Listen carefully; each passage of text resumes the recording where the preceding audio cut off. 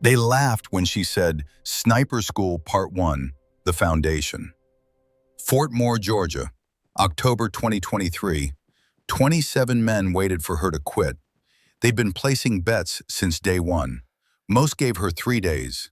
The optimistic ones wagered a full week. None of them believed she'd see graduation.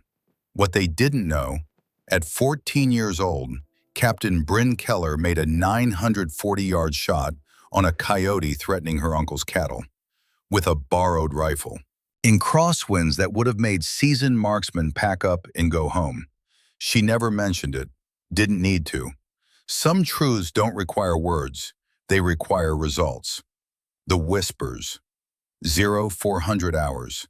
The barracks were dark except for the dim glow of emergency exit signs casting red shadows across rows of metal bunks. Captain Bryn Keller lay perfectly still under a rough wool blanket, her eyes open, staring at the springs of the bunk above her. The air smelled like gun oil and sweat, mixed with the faint scent of pine trees drifting through the cracked window. Outside, Georgia humidity pressed against the building like a wet towel, the kind of sticky heat that made you feel like you were breathing underwater. She could hear them in the hallway, 2 male voices just outside her door, talking in that half-whisper soldiers use when they think no one's listening. Give her 3 days, one said. His boots scraped against concrete as he shifted his weight. Maybe 1 week if she's stubborn. The second voice laughed, low and certain. Bet you $20 she quits before land nav. They always do. Bryn's hand moved to her dog tags. Fingers rubbed the embossed letters out of habit. It was the same motion she'd made as a kid on her uncle's ranch, touching spent shell casings in her pocket for luck before a long shot. Her jaw tightened, but her breathing stayed even and controlled. She'd heard this before. She'd heard worse. In her mind, another voice echoed. A friend from 2 years ago, sitting across from her in a college cafeteria, laughing at her dreams. You'll never make it in the Army, and there's no way you could become a sniper. Bryn blinked slowly in the darkness. Those words had burned themselves into her memory, and she'd carried them like ammunition ever since. She was 38 years old, 5'5" with calloused hands and sun-weathered skin that came from years working outdoors. She was a cavalry scout with the 1st Squadron, 91st Cavalry Regiment, part of the legendary 173rd Airborne Brigade, the Sky Soldiers, rapid response force for Europe, Africa, and the Middle East. She'd earned her airborne wings. She'd proven herself in the field. 2 deployments, Afghanistan, Africa, 7 years of service that had taken her from a ranch girl who enlisted late to a paratrooper operating in some of the most dangerous places on Earth. And now she was here at the Army Sniper School, one of only 2 women in a class of 28 soldiers. Her rifle sling hung on the post beside her bunk, adjusted exactly 3 notches from the end. Muscle memory from the ranch. Some habits you don't forget. Some habits become part of your DNA. But right now, in this moment, none of that mattered to the men outside her door. To them, she was dead weight, a diversity checkbox, a quota to fill, a political statement walking around in boots that would probably quit before the first week ended. They were waiting for her to fail, and she could feel the weight of their expectations pressing down harder than any rucksack ever had. Bryn closed her eyes, not to sleep, to remember. The mockery. 2 years earlier, Sierra Valley Community College, Northern California, a place where people went to restart their lives or finish what they'd started years before. Bryn sat at a cafeteria table with 3 friends, picking at a salad she wasn't really eating. The fluorescent lights buzzed overhead, and the room smelled like reheated pizza and industrial floor cleaner. The kind of institutional smell that made you feel like you were back in high school.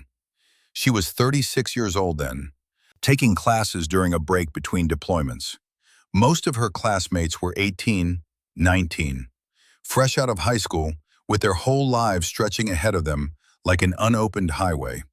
She felt ancient by comparison. But Vanessa Morrison was her age, pre-med, smart, driven, exhausted from trying to balance school with a part-time job and 2 kids at home. They bonded over being the old ladies in freshman composition class, the ones who actually did the reading and participated in discussions while teenagers scrolled through their phones. Bryn had just told them about her decision. After this deployment cycle ended, she was going for sniper school. Vanessa stopped mid-bite, eyes wide. Sniper school? She said it like Bryn had announced she was joining the circus. You? The other 2 friends went quiet, glancing at each other with those uncomfortable looks people get when they don't know what to say, but know they should say something. Vanessa kept going. I mean, come on, you're smart. You're actually making something of yourself. You could finish your degree, get a good job. Why would you throw that away? Bryn shrugged, keeping her voice calm. I want to serve at the highest level. I want to do something that matters. Something that uses every skill I have. But sniper school? Vanessa leaned back, shaking her head. And what? You think you're going to be some kind of elite soldier? Like with a rifle and ghillie suits and everything? Bryn met her eyes. Yes. The table went silent. Students at nearby tables glanced over, sensing the tension. Then Vanessa laughed. Not a polite chuckle. Not a supportive friend trying to lighten the mood. A full, mocking laugh that echoed across the cafeteria and made heads turn. There's no way you could become a sniper. That's insane. You'll never make it in that world. I'm sorry, but someone needs to be honest with you before you embarrass yourself. Bryn didn't argue, didn't defend herself, didn't try to explain the 1,000 hours she'd spent on the ranch perfecting her craft. She just nodded slowly, absorbing the words, filing them away in a place where doubt turned into fuel, where mockery became motivation, where every laugh became another reason to prove the laughers wrong. That night she called her uncle, told him about the conversation, about Vanessa's reaction, about the way the whole table had looked at her like she'd announced plans to climb Mount Everest in flip-flops. Uncle James Hartwell didn't laugh. He never did. His voice came through the phone, steady and certain. People who've never done hard things can't imagine other people doing them. Their limitations become their worldview. Don't let their small thinking make your world smaller, kiddo. You've been making impossible shots since you were 14 years old. This is just another target. 3 months later, Vanessa's number was blocked on her phone. Some people see obstacles. Bryn saw targets. The ranch.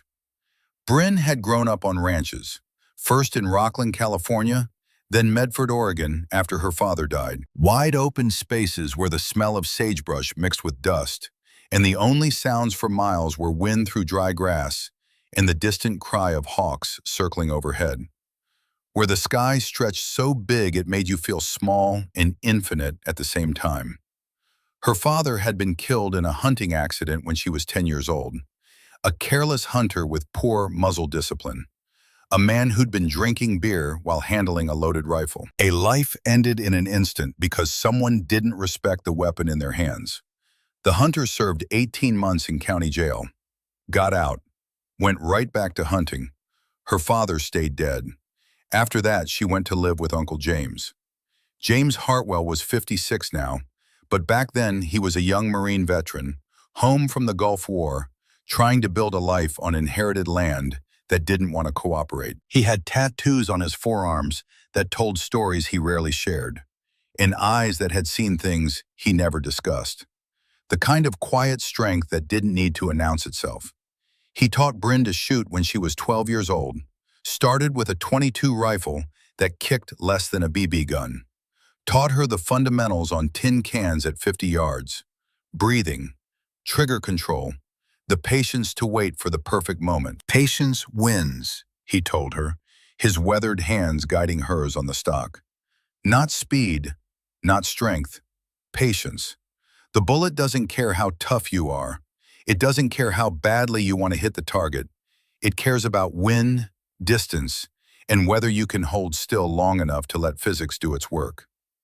By the time she was 14, she was hunting coyotes with a .308 Winchester, protecting the cattle from predators that came down from the hills. Smart predators that learned the patterns of the ranch and adapted.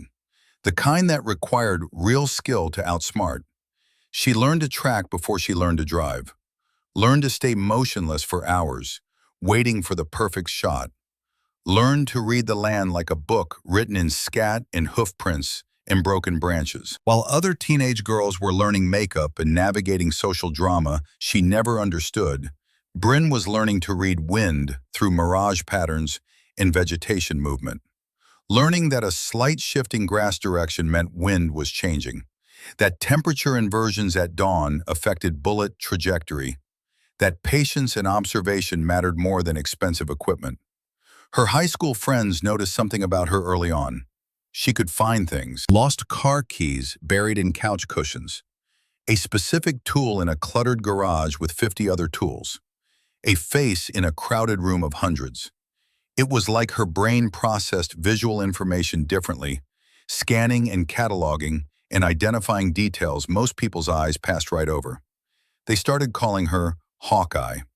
At the time, it was just a nickname, a joke among friends who thought it was cool that the quiet ranch girl could spot things they couldn't.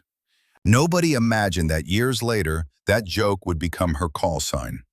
That the girl who could find lost keys in tall grass would become the woman who could spot an enemy combatant at 800 meters in partial concealment. But Uncle James knew. When she told him at age 30 about enlisting, about her goals, about wanting to eventually attend sniper school, he just nodded with that slight smile he got when he knew something others didn't. You've been training for this your whole life, kid. You just didn't know it yet. The Army will teach you their way. That's good. You need to learn their way. But you're bringing something they can't teach. Something that takes decades to develop. What's that? Patience. Real patience. Not the kind you learn in a classroom. The kind that comes from watching a coyote for 3 hours, waiting for the wind to settle. The shot that changed everything.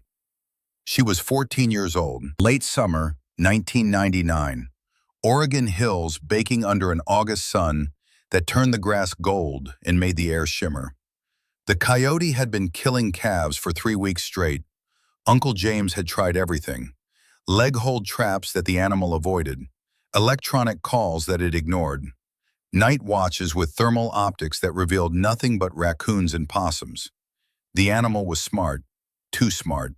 It hunted at dawn when the light was tricky and human attention was low. It struck fast, killing with precision, then disappeared into the mountain timber before anyone could respond. It never used the same approach twice. They were going to lose more cattle if something didn't change. Each calf represented months of investment, feed, veterinary care, future breeding stock. The ranch operated on thin margins. This coyote was costing them money they didn't have. That morning, Uncle James woke Bryn at 0430 hours. Didn't say much, just handed her his .308 Winchester and a box of federal ammunition. The rifle was older than she was, a Remington 700 with a worn stock and scope that had seen 20 years of hunting seasons. But it was zeroed perfectly, and Uncle James maintained it like a surgeon maintains his instruments. They drove out to the eastern pasture in his old Ford pickup, headlights cutting through the pre-dawn darkness like knives through black velvet. "Coyote's been hitting this section," he said quietly. His voice always got quieter when he was hunting, like he was already slipping into that mindset where every sound mattered. "Patterns suggest it comes down from that ridge line." He pointed to a hill that looked impossibly far away, barely visible in the gray light before dawn. "If we're lucky, it'll show itself at first light. If we're not, we wait for tomorrow." They set up in a shallow depression that gave them concealment and a clear line of sight across the valley. Uncle James had his spotting scope on a small tripod. Bryn had the rifle on a bipod, the kind Uncle James had fabricated from scrap metal in his workshop. The sky shifted from black to deep blue to pale orange, colors bleeding into each other like watercolors on wet paper. 0612 hours. The coyote appeared, a gray shape moving along the ridgeline, nose to the ground hunting for scent trails, moving with that careful efficiency predators have, every movement purposeful, no wasted energy. Range, Uncle James said quietly, eye pressed to the spotting scope. Bryn looked through the rifle scope, found the animal in her field of view. Her heart was pounding, but her hands were steady. Uncle James had taught her that your heart could race all it wanted as long as your hands stayed calm. 940 yards, Uncle James said after a moment of calculation. Maybe 950. Winds running about 18 miles per hour, left to right. See how the grass is bending? She did. Could see the wave pattern moving across the valley like an invisible hand stroking the earth. He paused. That's too far, kiddo. Way too far. We'll wait for it to come closer. It usually works down this way. But Bryn was already doing the math in her head. Numbers her uncle had drilled into her over thousands of practice sessions. Numbers that had become instinct. Wind deflection at that range with this ammunition, roughly 3 feet. Bullet drop, significant. The way morning air behaves differently than afternoon air. Denser, more consistent, actually better for long shots despite the tricky light.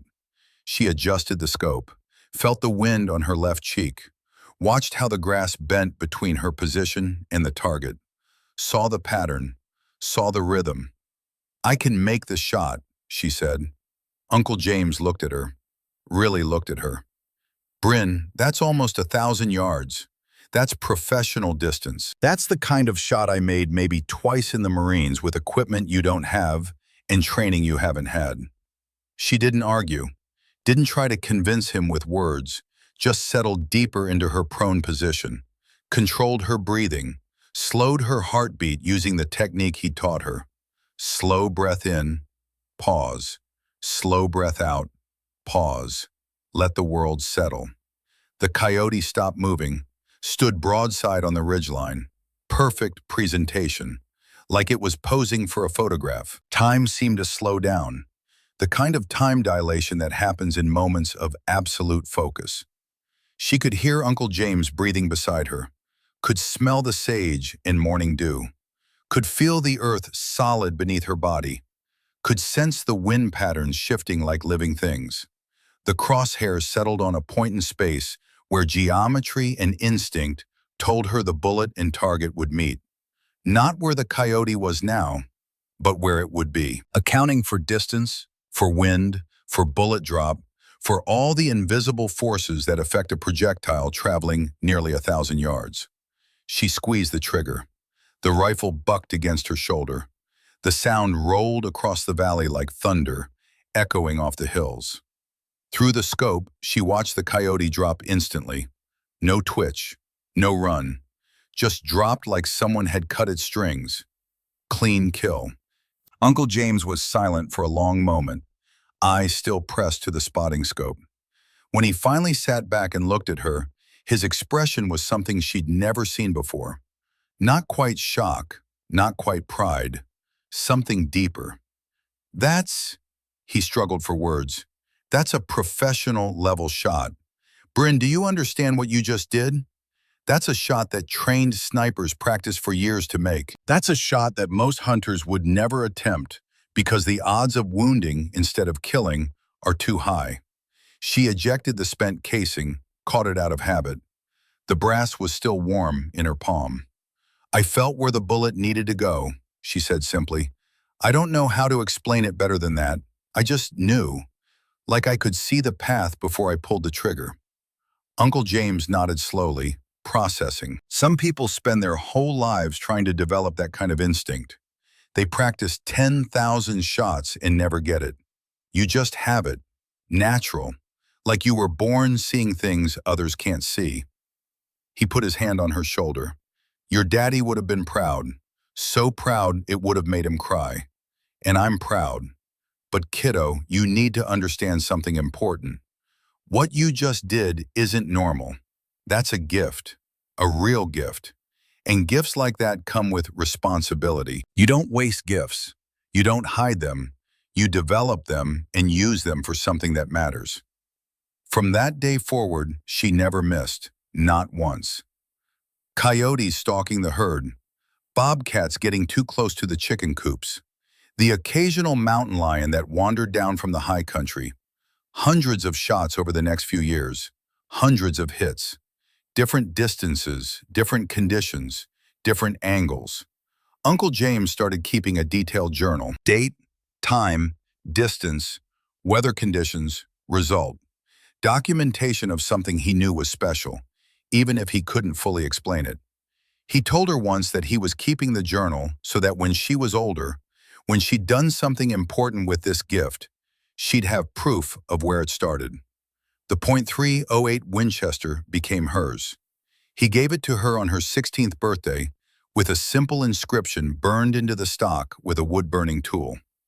Patience wins, J.H. She kept it in her truck through high school, through the years of ranch work that followed, through all the time she spent trying to figure out what she was supposed to do with her life, while her high school friends went to college or got married or moved to cities. And when she finally enlisted at age 30, Uncle James drove her to the recruiting station with that rifle in the gun rack behind her head. "The Army's going to teach you their way," he said as they sat in the parking lot. "That's good. You need to learn their way. Discipline, teamwork, military protocols. But don't forget what you already know. Don't let them train the instinct out of you. Sometimes the old ways and the new ways meet in the middle, and that's where excellence lives." She understood now, lying in this dark barracks at Fort Moore, listening to men bet on her failure. Uncle James had been preparing her for this moment since she was 12 years old. Not just to shoot. Anyone can learn to shoot. The Army taught thousands of people to shoot every year. He'd been teaching her to endure, to outlast, to let her work speak when her words couldn't, to carry doubt like ammunition and use it as fuel, to understand that the only opinion that mattered was the target's, and targets don't have opinions. The beginning. Fort Moore, Georgia, October 2023, Day 1. The formation assembled at 0600 hours on a concrete pad behind the sniper school headquarters building. 28 soldiers in PT uniforms, standing at attention in 4 ranks of 7. Bryn stood in the back row, far right, tallest to shortest, which put her exactly where she expected to be. The morning air was already thick with humidity, that Georgia moisture that made your uniform stick to your skin before the sun even cleared the horizon. The other woman in the class, Private Emma Sullivan, stood 3 soldiers to her left, 22 years old, blonde, eager-eyed. She'd introduced herself in the barracks the night before with nervous energy that radiated off her like heat. "I'm so glad there's another woman here," Emma had said, her voice too loud for the quiet barracks. "We can support each other, right? Like a team." Bryn had nodded politely but kept her distance. She'd learned long ago that in environments like this, association could be a liability. If Emma failed, people would lump them together. 2 women, both failures. Proof that the concept didn't work. Better to let performance speak individually. Better to succeed or fail on her own merit. The morning air was already thick with humidity. Georgia in October still felt like summer to anyone who didn't grow up in the South. Bryn could feel sweat starting under her PT shirt. It was going to be a long day. Master Sergeant Cole Brennan walked out of the building and stood before the formation. 48 years old, Gulf War veteran, 22 years in the Army, the last 12 running this course. He had the weathered look of a man who'd spent his entire adult life in the sun and the field. The kind of face that had seen everything and was impressed by nothing. His voice carried without needing to shout. "Good morning. I'm Master Sergeant Brennan. For the next 29 days, I am your primary instructor. You will address me as Sergeant. You will follow instructions precisely. You will meet standards that do not bend, do not negotiate, and do not care about your feelings." He paused, scanning the formation with eyes that seemed to evaluate each soldier individually in that brief moment. This course has a 60% attrition rate. That means if history holds, fewer than 12 of you will graduate. Most of you will fail. That is not a threat. That is a statistical fact based on 12 years of data. Another pause. Some of you are Ranger qualified. Some have combat deployments. Some have college degrees and high PT scores. None of that matters here. The only thing that matters is whether you can meet the standard every day for 29 days straight without exception. His eyes moved across the formation and stopped on Bryn for just a moment, long enough for her to notice, long enough for her to know he'd noticed her, then continued scanning. Standards don't bend for age. They don't bend for rank. They don't bend for anything else either. Gender doesn't get you special treatment. It doesn't get you lowered expectations.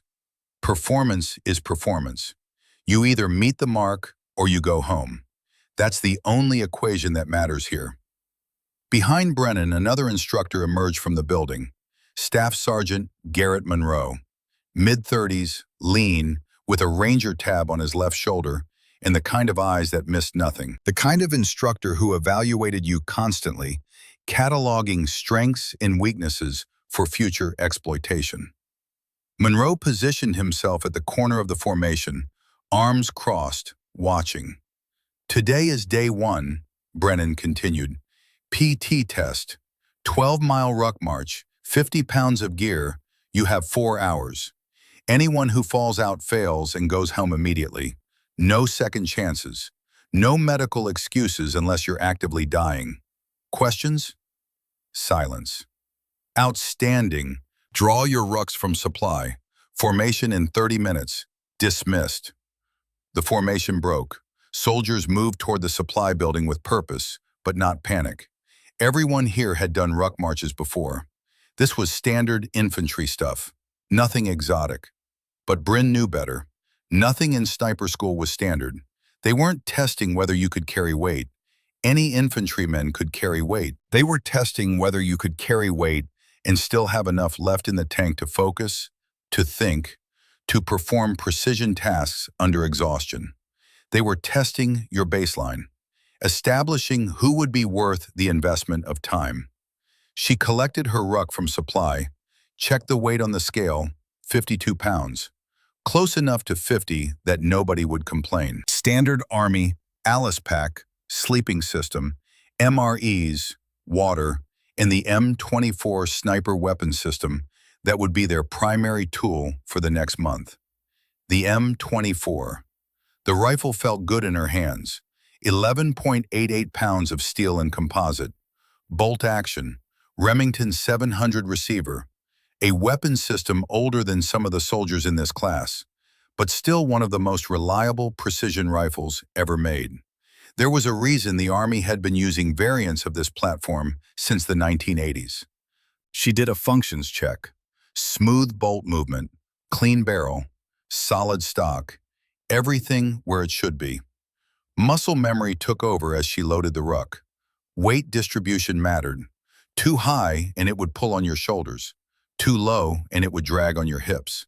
The center of gravity had to align with your body's center of gravity. Every pound had to balance. She thought of Uncle James teaching her to pack a hunting ruck when she was 15. Same principles, different application. The weight of knowledge transferred across contexts. 30 minutes later, they formed up again, this time with full gear. The Georgia sun was climbing, temperature already in the low 80s. It would be in the 90s by noon, the kind of heat that made you question your life choices. Bryn adjusted her pack straps, settled the weight on her hips, and fell into formation. She could feel eyes on her, quick glances from male soldiers sizing her up, calculating, judging, wondering how long she'd last. Let them look, let them wonder. In 4 hours, they'd have their first answer. The first test. Monroe led the formation out at 6:30. No music, no cadence calls, just the sound of boots on pavement transitioning to boots on dirt trail, the rhythmic crunch of gravel under feet, the creaking of pack straps under load. The route wound through Fort Moore's training areas, hills that didn't look like much on paper but became mountains after the first hour with weight on your back. Georgia, red clay trails that turned slippery when wet and dusty when dry. Bryn settled into a rhythm. Step, breathe, Step, breathe. The pack dug into her shoulders despite proper adjustment. That was normal. That was expected. Pain was just information. It told you something was happening. It didn't tell you to quit. She could hear Uncle James's voice from 1,000 training sessions. Pain is just data, kid. It tells you your body is working. It tells you muscles are being used. It doesn't tell you to stop. You tell you to stop. And you're not going to tell you to stop. The formation spread out naturally. Faster soldiers pulled ahead. Slower ones fell back. The column stretched from a tight formation into a long line of individuals. Bryn positioned herself in the middle third, not trying to impress anyone, not trying to prove anything, just maintaining a steady pace that she knew she could hold for hours. The pace Uncle James had taught her on long hunting treks in the Oregon mountains. Around her, she could hear breathing getting heavier, soldiers adjusting their packs, the occasional grunt when someone's foot caught a root or rock, the metallic clink of rifles against pack frames. At the 2-hour mark, Monroe called a 5-minute rest. Soldiers dropped their packs and sprawled in the dirt. Some drank water. Others just lay there, sucking air, staring at the sky. Bryn stayed on her feet, loosened her shoulder straps slightly, but didn't remove the pack, sipped water, controlled her breathing. Staying vertical kept the muscles engaged, made it easier to start moving again. She noticed Emma Sullivan sitting against a tree, hands shaking slightly as she drank. The younger woman's face was flushed red, not pink, red. She was struggling already, and they weren't even halfway done. Monroe walked through the group, observing, making mental notes. His eyes cataloged everything. Who was struggling? Who was fine? Who was faking fine? He stopped near Bryn. "Doing all right, Captain?" His tone was neutral, not friendly, not hostile, just collecting data. "Yes, Sergeant." He nodded once and kept moving. The march resumed. The next 2 hours were harder. Feet were blistering. Shoulders were screaming. The weight that had seemed manageable at the start now felt like it had doubled. At the 4-hour mark, they crossed the finish line back at the training area. Bryn checked her watch. 3 hours and 32 minutes, middle of the pack, exactly where she needed to be. Not so fast that she stood out, not so slow that she looked weak. 15 soldiers finished ahead of her, 11 behind. One didn't finish at all, dropping out at mile 9 with severe blisters that had rubbed his heels raw and bloody. 27 remaining. Emma Sullivan finished dead last at 3 hours and 58 minutes, 2 minutes before the cutoff. Her legs were shaking. Her face was pale. She looked like she might vomit, but she finished. That counted for something. That night in the barracks, Bryn could hear other soldiers in the common area, talking, comparing times, building camaraderie, the sound of men bonding over shared suffering. She stayed in her room, cleaned her rifle with CLP solvent and a boar snake. The smell was familiar, comforting. Gun oil and metal, the smell of purpose. The repetitive motion of running the cleaning rod through the barrel was almost meditative. Zen and the art of rifle maintenance. Her feet were screaming, blisters forming on both heels, hot spots on her toes where the boots had rubbed despite proper fit and good socks. She didn't ice them, didn't want anyone to see her treating injuries. Weakness was contagious in environments like this. One person limping led to everyone wondering if they should be limping too. Instead, she just cleaned her weapon, checked her gear for tomorrow, and went to bed early. Through the thin walls, she could hear voices. "Emma barely made it. She'll be gone by week 2. What about the other one? Keller?" Hard to say. She's older, experienced, but this course breaks everyone eventually. The ones who look strong at the start sometimes fall apart when the pressure builds. She didn't look like she was even trying. Finished middle of the pack like it was a Sunday stroll. That could be good or bad. Either she's pacing herself smart, or she's already at her limit in faking it. Bryn lay in her bunk, staring at the ceiling. The springs above her creaked slightly whenever the soldier in the top bunk shifted position. Let them talk. Let them speculate. Let them create whatever narrative they needed. Tomorrow was day 2. Classroom instruction. Ballistics in atmospheric conditions. Mathematics and physics. The physical test was over. Now came the mental game. And that, Bryn knew, was where most people failed. Not because they couldn't understand the concepts, but because they couldn't apply them under pressure. Couldn't turn theory into practice when everything was on the line and instructors were watching and fellow students were judging. She thought about the 940-yard coyote shot. 14 years old. No formal training in ballistics. Just instinct and Uncle James's patient coaching. What she'd done then through feel, she would now learn to do through science. The old way and the new way, meeting in the middle, where excellence lives. She closed her eyes. Sleep came quickly. Tomorrow would bring new challenges, new tests, new opportunities to prove that patience, skill, and determination had no gender. But tonight she'd completed day 1, 28 days to go. Part 2, the crucible, the classroom.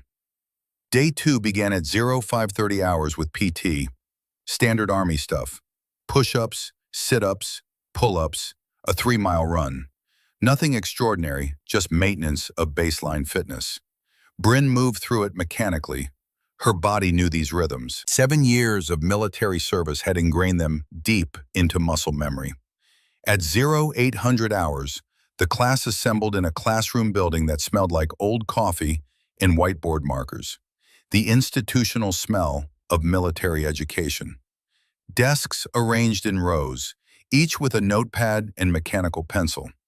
A large whiteboard dominated the front wall, already covered with diagrams and formulas that looked like they'd been left over from the previous class. Master Sergeant Brennan stood at the front, eraser in hand. "Today we begin the real work," he said, wiping the old formulas away. "Anyone can carry a ruck. Anyone can pass basic marksmanship. What separates a sniper from a regular soldier is the ability to make precise shots at extended range under varied conditions.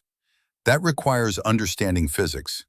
He tapped the whiteboard where a trajectory diagram was drawn, a simple arc showing a bullet's path from muzzle to target. Ballistics is not guesswork. It is mathematics. Wind speed and direction, atmospheric pressure, temperature, humidity, altitude, Coriolis effect from the Earth's rotation. All of these factors affect your bullet's flight path. Miss any one of them, and you miss your target. Hit your target when you should have missed, and you got lucky. Luck doesn't graduate from this course. Knowledge graduates from this course. For the next 3 hours, Brennan walked them through the fundamentals. How air density changes with altitude and temperature. How a bullet that shoots flat at sea level will shoot high at 5,000 feet because there's less air resistance. How wind at the shooter's position might be completely different from wind at the target 200 yards downrange. How the Earth's rotation affects bullet trajectory at extreme distances, pushing rounds to the right in the northern hemisphere and to the left in the southern hemisphere. Bryn took notes but found herself already understanding most of it. Not from formal training, but from years of practical application. Uncle James had taught her these principles without using fancy terms. He just called it reading the air. Said that good shooters learn to feel what the bullet would do before it left the barrel. At 1100 hours, Brennan called on students randomly to solve problems on the board. Specialist Vaughn, 800-yard shot, 15-mile-per-hour crosswind from 10 o'clock. Standard atmospheric pressure at 3,000 feet elevation. Calculate your mill adjustment. Tucker Vaughn stood, 28 years old, infantry background, cocky energy that came from guys who'd been told they were good their whole military career. He approached the board, worked through the math, wrote down his answer. 3.1 mils elevation, 1.6 mils left windage, Sergeant. Brennan nodded. Close. You got the elevation right, but you forgot to account for the Coriolis effect at that range and elevation. In the northern hemisphere, it'll push you around slightly right, which partially cancels the left windage from the wind. What's your corrected windage? Vaughn hesitated, doing mental math that should have been done the first time. 1.4 mils left? 1.3. The Coriolis effect at 800 yards is roughly zero point 0.2 mils at this latitude. Small, but enough to matter. Remember, at these distances, everything matters. Sit down. Brennan's eyes scanned the room and landed on Bryn. Captain Keller, same scenario but change the elevation to 3,800 feet and the wind direction to 10 o'clock instead of 9 o'clock. Give me your adjustment. Bryn stood, walked to the board. She could feel every eye in the room on her. The weight of expectation, the hope that she'd fail, the curiosity about whether she actually knew what she was doing. The math wasn't complicated if you knew the principles.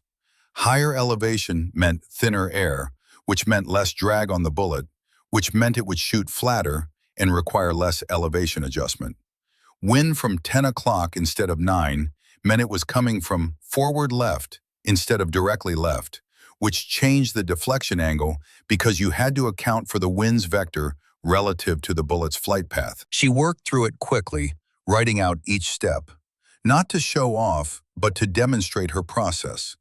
In environments like this, showing your work mattered as much as getting the right answer, maybe more. 3.2 mils elevation, 1.4 mils right windage, Sergeant. Brennan studied the board. Long pause.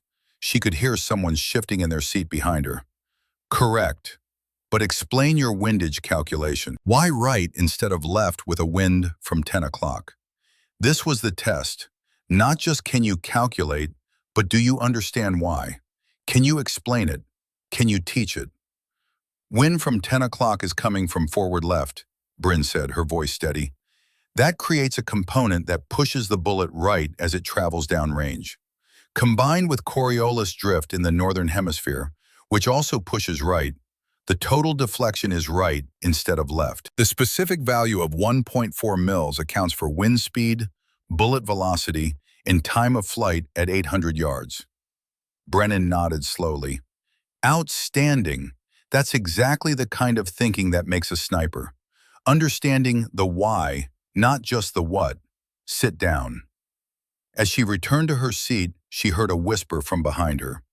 Tucker Vaughn's voice, just loud enough for nearby students to hear, but quiet enough to pretend it wasn't meant to be heard. Bet her boyfriend coached her last night, probably some ranger instructor giving her the answers. She didn't react, didn't turn around, just sat down and continued taking notes, as if she hadn't heard anything.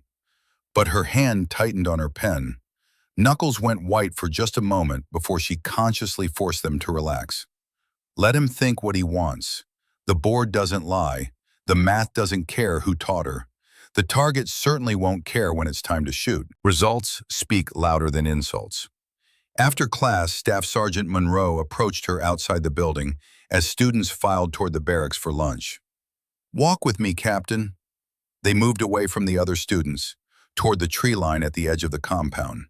The Georgia pines stood tall and straight, their needles carpeting the ground beneath them. Monroe didn't speak immediately, just walked. Bryn stayed silent, waiting. She'd learned in the military that when a senior NCO said, "Walk with me," you walked and you waited for them to talk when they were ready. Finally, he said, "I pulled your file yesterday, all of it." "Yes, Sergeant." "Says you enlisted at age 30, older than most recruits, cavalry scout, 7 years active duty, 2 deployments, Afghanistan and Africa. Solid performance reviews across the board, but nothing that screams sniper material on paper. No advanced marksmanship courses, no competition shooting, just standard qualification scores." He paused, kicking at a pine cone on the trail. "But then I made a phone call to your old platoon sergeant in the 173rd, Staff Sergeant Martinez. You remember him?"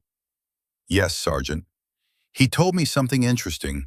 Said you were the best natural observer he'd ever seen in 20 years of military service.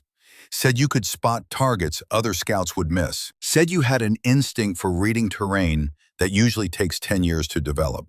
Said you volunteered for every patrol, every mission, every hard job that came up. Monroe stopped walking and turned to face her. Where did you really learn to shoot, Captain? Bryn met his eyes. My uncle, Sergeant, ranch work, predator control, started when I was 12 years old. Hunting? Hunting. Target practice, protecting livestock from coyotes and bobcats, whatever was needed. Monroe nodded slowly, processing. That explains the fundamentals, the stability, the patience. You've been doing this longer than most of these soldiers have been in the Army, longer than some of them have been alive. He crossed his arms. But here's what I'm wondering. Why now? Why sniper school at age 38? You could have applied years ago, could have gone through selection in your 20s when the physical demands were easier. Why wait until now? It was a fair question, one she'd asked herself many times over the years. Because I wasn't ready, Sergeant. I had the physical skills, but not the mental maturity, not the discipline, not the understanding of why the military does things the way it does. The Army taught me how to be a soldier, taught me about teamwork, about following orders, about being part of something bigger than myself.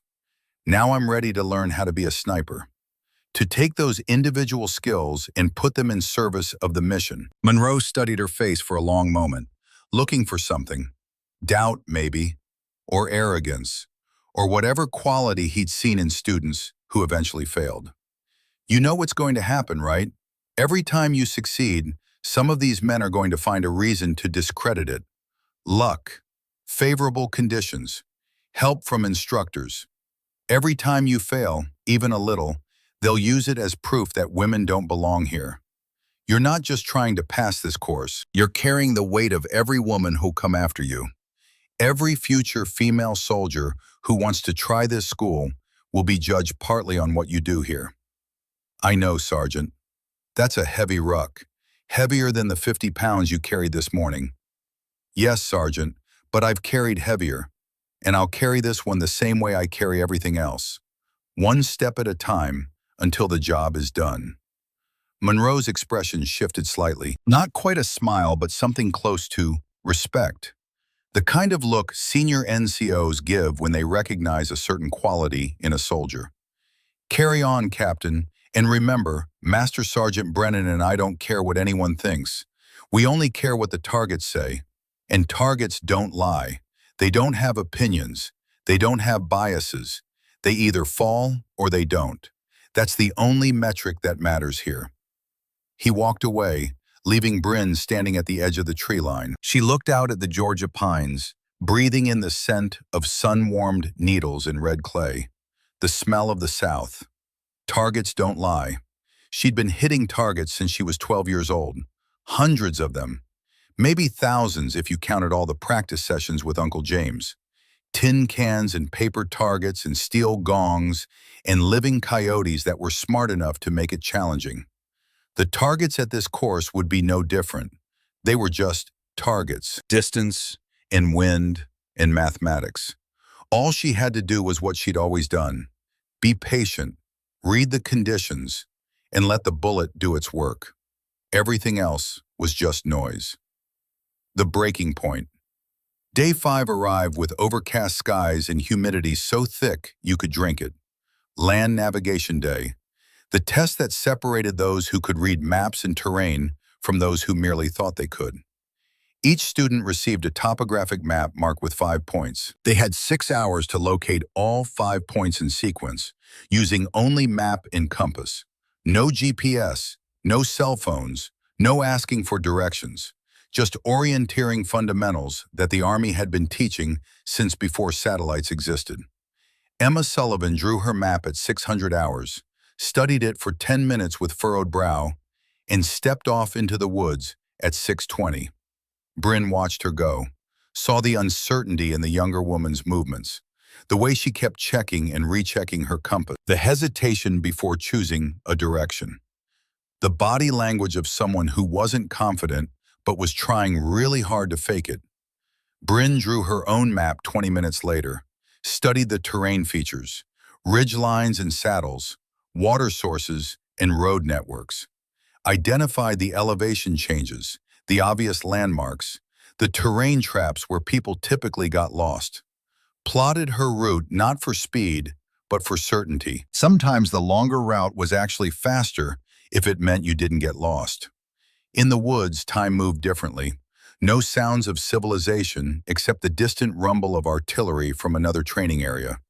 Just boots on leaves, breathing, and the occasional call of birds overhead. The forest had its own rhythms if you knew how to listen. She found her first point in 40 minutes.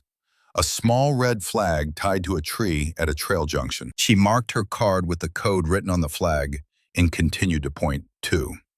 The second point was harder. Required crossing a creek and climbing a steep hillside covered in loose shale that shifted under her boots. But she'd grown up in terrain like this. Oregon hills, California ranges. Her body knew how to move through forests without fighting it, knew which trees had roots stable enough to grab, knew how to read slope and choose the path of least resistance. Point 2. Point 3. Point 4. She was making good time. 3 hours elapsed and she had 4 points confirmed. 1 more to go and she'd be back with time to spare. Point 5 should have been straightforward according to the map. A clearing on a ridgeline, 500 meters from point 4 on an azimuth of 45 degrees. But when she reached the coordinates, there was no flag, no clearing, just dense forest that didn't match the map's representation.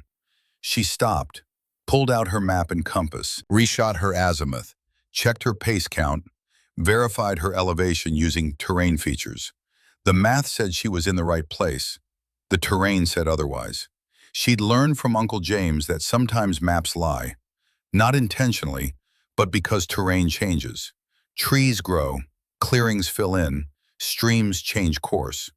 What was accurate 5 years ago when the map was printed might not be accurate today.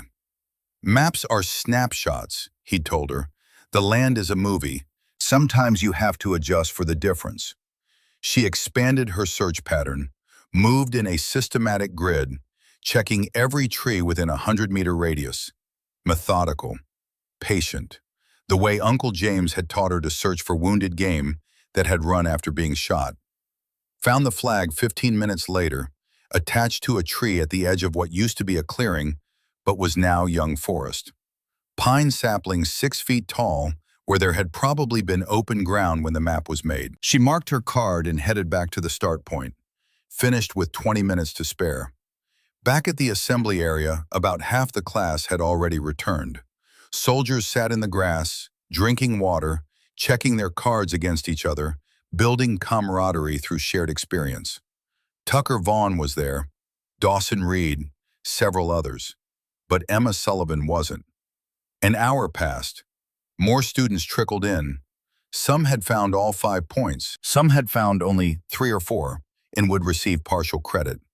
One student had gotten completely turned around and found none of the points, just wandered in circles for 3 hours before finally giving up and following a road back.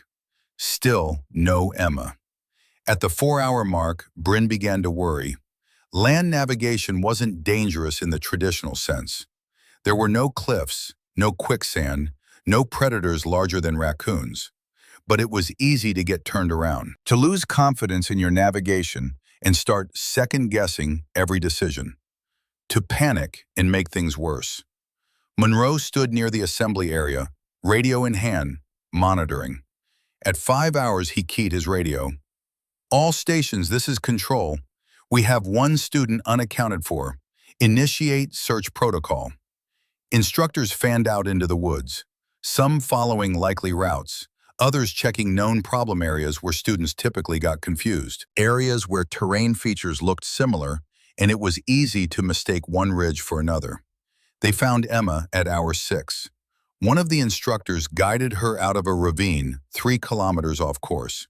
She was muddy, exhausted, and holding back tears that streaked the dirt on her face. She'd found only 2 of the 5 points, failed the evolution. Master Sergeant Brennan met her at the assembly area. His voice was firm, but not unkind, the voice of a man who'd delivered this news before and would deliver it again. "Private Sullivan, you failed to complete the land navigation course within the time limit. Per the standards of this school, That constitutes a course failure. You will be dropped from training and returned to your unit. Do you understand? Emma nodded.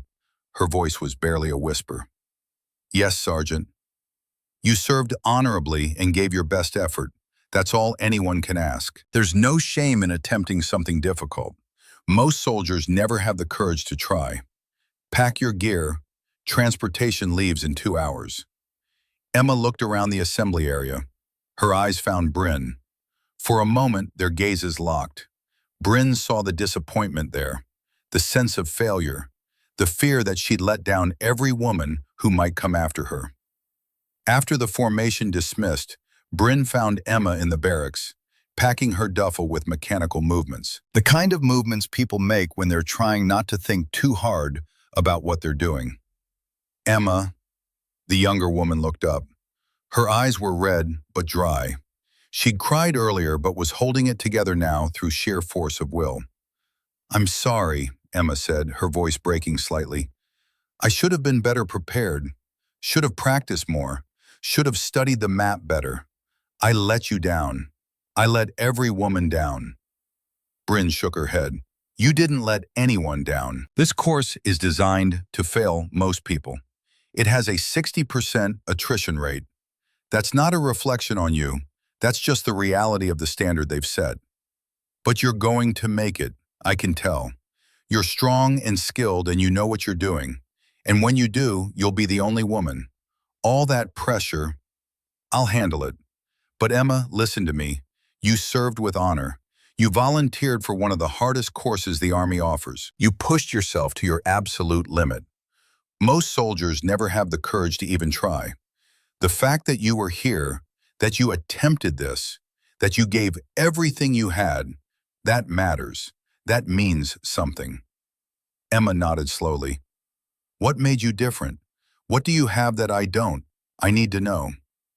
It was a fair question, one Bryn had considered many times while watching Emma struggle. Time, she finally said. I've been doing this for 26 years. Since I was 12 years old. You've been in the Army 2 years. That's not a character flaw. That's not weakness. That's just reality. Some skills require decades to develop. You can't shortcut experience. You can't rush mastery. Will you make it? I don't know, but I'm going to try. And if I do, I'll remember that you tried first, that you paved some of the way. That takes courage I respect. Emma shouldered her duffel, extended her hand. Make them respect us. Show them what we can do. Bryn shook it. I'll do my best. She watched Emma walk out of the barracks, watched a van carry her away from Fort Moore, back to her regular unit, back to a military career that would continue, but would always carry the weight of this failure somewhere in her service record. And Bryn felt the pressure settle more heavily on her shoulders. She wasn't just trying to pass for herself anymore. She was carrying the hopes of every woman who might attempt this course in the future. If she failed now, it would be years before another woman got the opportunity. The Army would look at Emma's failure and her failure and conclude, consciously or unconsciously, that women simply couldn't meet the standard, that the experiment had been tried and had failed. But if she succeeded, she'd open a door that had been closed for generations. That night, the male students in the common area talked more freely. Without Emma there, they seemed to feel less constrained. I knew she wouldn't make it. Nice girl, but this course isn't for nice girls. What about Keller? She's different, older, more experienced. But Land Nav was just the warm-up. Wait until we get to stalking. Wait until we're doing unknown distance shoots in bad weather. She'll break eventually. They all do. My money's on week 3. That's when the real pressure starts. Bryn lay in her bunk, staring at the ceiling, and thought about the 940-yard coyote shot. 14 years old, crosswinds that would make grown men pack up their rifles and go home. A distance that Uncle James said was too far, that trained Marines would hesitate to attempt. She'd made that shot because she hadn't been thinking about proving anything. She'd been thinking about protecting the cattle, about doing what needed to be done, about solving a problem that needed solving. The same mindset applied here. Don't think about proving women belong. Don't think about carrying the weight of future generations. Don't think about the doubters or the whispers or the bets against you. Just do the work, hit the targets, complete the tasks. Everything else was noise. The suit of shadows. Week 2 began with ghillie suit construction. The classroom had been transformed overnight. Tables covered with jute material in various earth tones, netting, burlap, spools of thread, needles, wire. On the walls hung photographs of properly constructed ghillie suits, the camouflage so effective that in the photos, soldiers were nearly invisible against their backgrounds. You had to stare at the images for several seconds before your brain could pick out the human shapes. Master Sergeant Brennan stood at the front, holding up a completed suit. It looked like something between a costume and a creature, covered in strips of material that broke up the human outline completely. A sniper's greatest weapon is not the rifle, he said, turning the suit slowly so everyone could see it from all angles. It's invisibility. A properly constructed ghillie suit allows you to become part of the terrain, not hidden behind it, but part of it. The difference is subtle but critical. Hidden means you're still separate from the environment. Part of it means you become indistinguishable from it. He laid the suit across a table. You will construct your suits from the materials provided. You will use local vegetation to customize them for Georgia terrain. Pine needles, grass, whatever breaks up your silhouette against the background you'll be working in. This is an art as much as a science. Pay attention to detail. Rushed work will get you spotted. Spotted snipers are dead snipers. The students spread out to their workstations. Bryn found herself at a table near the window, natural light streaming in and casting shadows across the materials.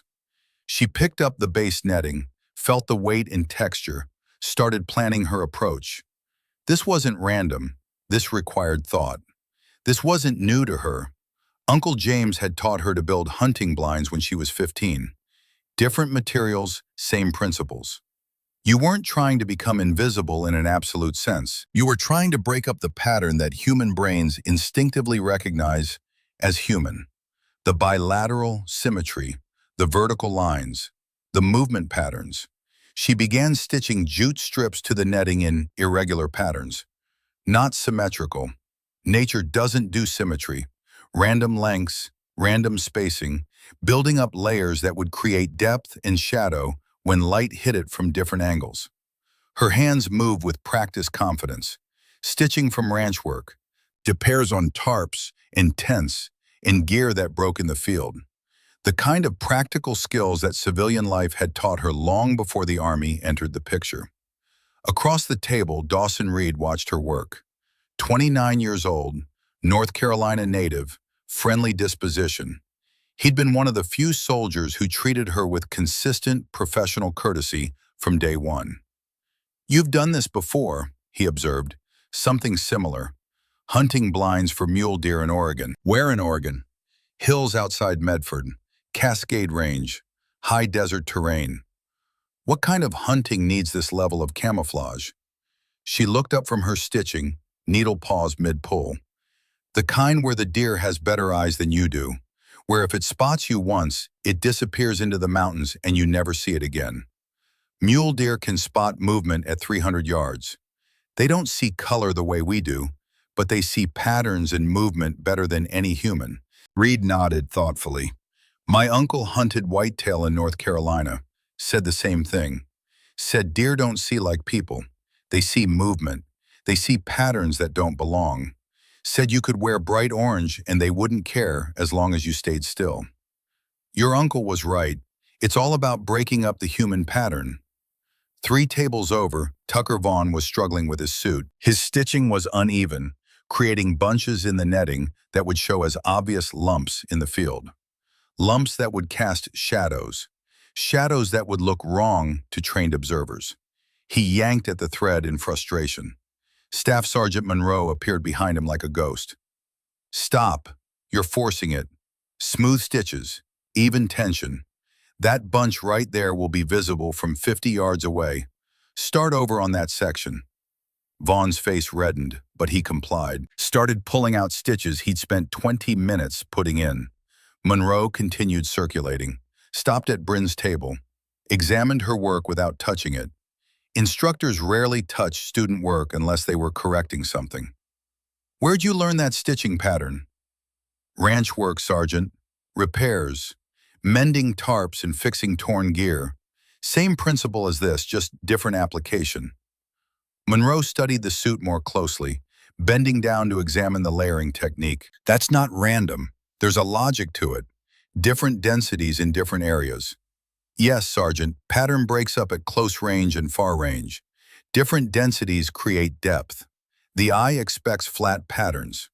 This creates three-dimensional texture that confuses depth perception." He made a note on his clipboard, said nothing else but nodded once before moving on. By the end of the day, most students had completed the basic structure of their suits. Tomorrow they'd add vegetation and do field testing. That evening, Bryn took her suit outside to the tree line behind the barracks, studied the local terrain in the fading light. Pine needles were abundant, certain types of grass, small branches with leaves still attached, Spanish moss hanging from some of the older trees. She began incorporating vegetation, attaching it with wire ties that could be easily replaced. The suit had to be adaptable. What worked in pine forest wouldn't work in open fields. What worked in Georgia wouldn't work in desert or mountains.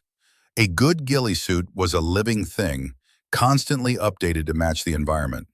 She worked until the light failed and she couldn't see the difference between dark green and dark brown anymore. In the common room, several soldiers were comparing their suits, holding them up against the wall, discussing techniques, the kind of professional talk that happened when soldiers were genuinely interested in mastering a skill. Tucker Vaughn saw Bryn walk past with her suit over her shoulder, called out, "Hey Keller, where'd you learn to make that? YouTube tutorial?" She stopped, turned, looked at him directly with an expression that gave nothing away. "No, my uncle taught me when I was 15. For hunting mule deer. You?" Vaughn's smile faltered. "Army taught us basic camouflage construction in Ranger School. 3-day course. Then you already have the fundamentals. Just apply them. Practice makes better." She continued to her room without waiting for a response. Didn't need to see his reaction. Didn't care about his reaction. Later, Dawson Reed knocked on her doorframe. She'd left it open while organizing gear for tomorrow's stalking exercise. "Can I ask you something?" "Go ahead." "Why do you let them talk like that?" "Vaughn." The others making comments. "You could shut them down. You outrank most of them. Captain versus specialist. You could pull rank and make them stop." Bryn continued arranging her equipment, sorting things into the order she'd need them. "Because words don't matter. Performance matters. If I respond to every comment, every insinuation, every doubt, I'm playing their game. Better to just do the work and let the results speak. Results are the only language that matters here. That takes discipline. More discipline than most people have. So does this whole course. That's the point. They're not just testing shooting skills. They're testing whether we can maintain focus and discipline under constant pressure. If I let Vaughn's comments get to me, I'm failing that test." Reed nodded slowly. "For what it's worth, I think you're going to make it. I've been watching how you work. Your fundamentals are solid. You don't rush. You don't panic. You don't show off. Those are the things that get people through this course. Not talent, discipline." "Thanks, but we're only on day 8, 21 more to go. A lot can happen in 21 days. "True, but my money's on you. Actually, I've got $20 riding on it with Vaughn." Bryn allowed herself a small smile. "Don't bet money you can't afford to lose." "I'm not worried. I've seen you shoot. I've seen how you handle yourself. You're going to make it." After he left, Bryn sat on her bunk and allowed herself a moment of honest assessment. She was doing well. Better than expected in some areas. Her shooting was strong. Her land navigation was solid. Her physical fitness was adequate for the demands of the course. But the hardest parts were still coming. Stalking exercises where you had to cover ground without being detected by trained observers with binoculars and decades of experience. Unknown distance shooting in variable conditions, where you had to calculate everything on the fly. The final qualification where everything came together under maximum pressure, and the difference between graduation and failure was measured in inches. And all of it while carrying the knowledge that failure meant more than just personal disappointment.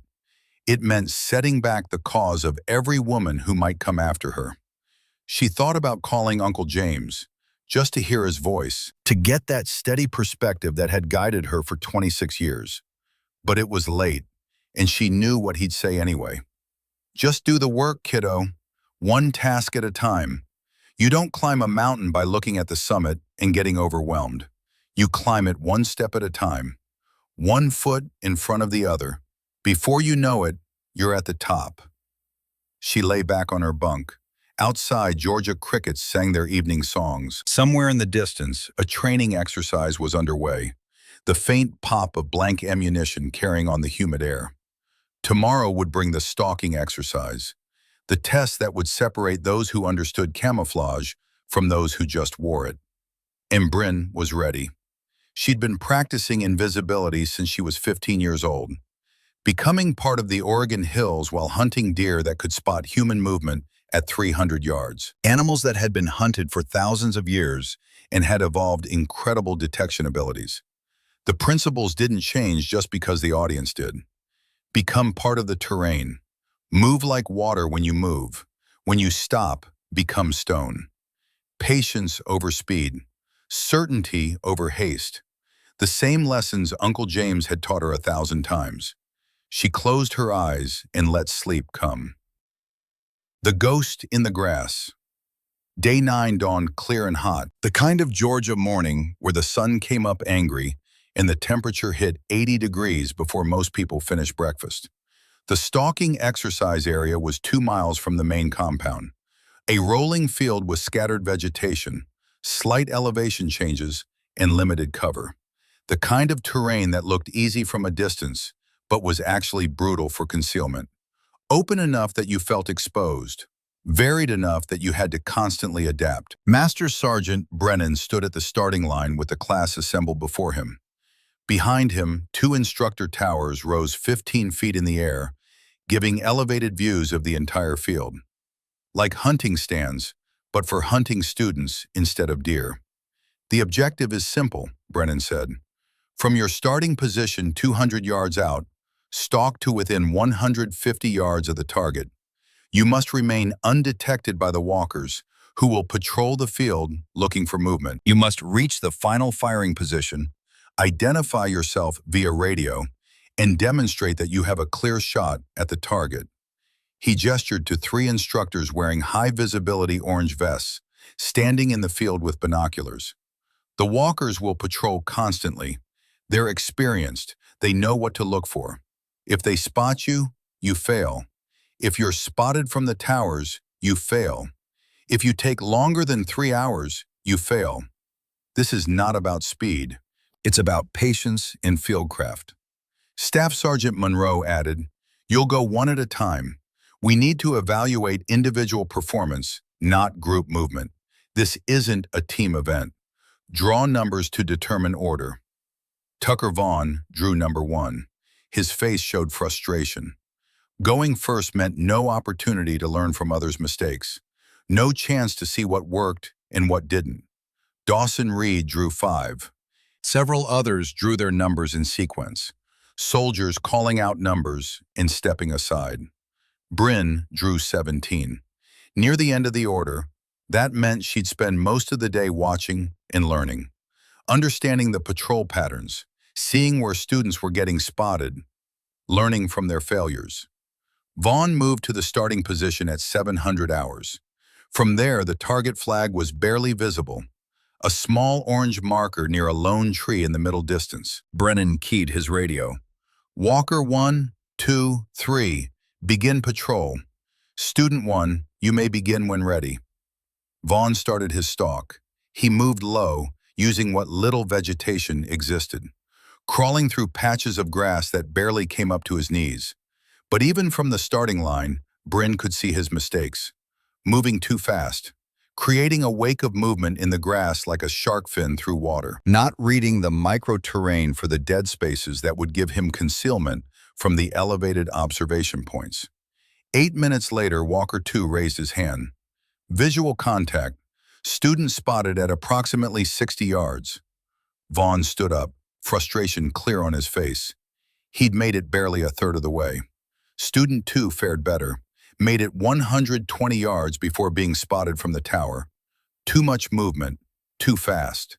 Student 3 reached 140 yards. Close, but not close enough. Spotted when he tried to cross an open area without waiting for the right moment. Dawson Reed went 5th. He moved with careful deliberation, using every depression and shadow line. Took his time. Made it to 155 yards, just 5 yards past the requirement. Officially passed, though barely. The morning wore on. Some students passed, more failed.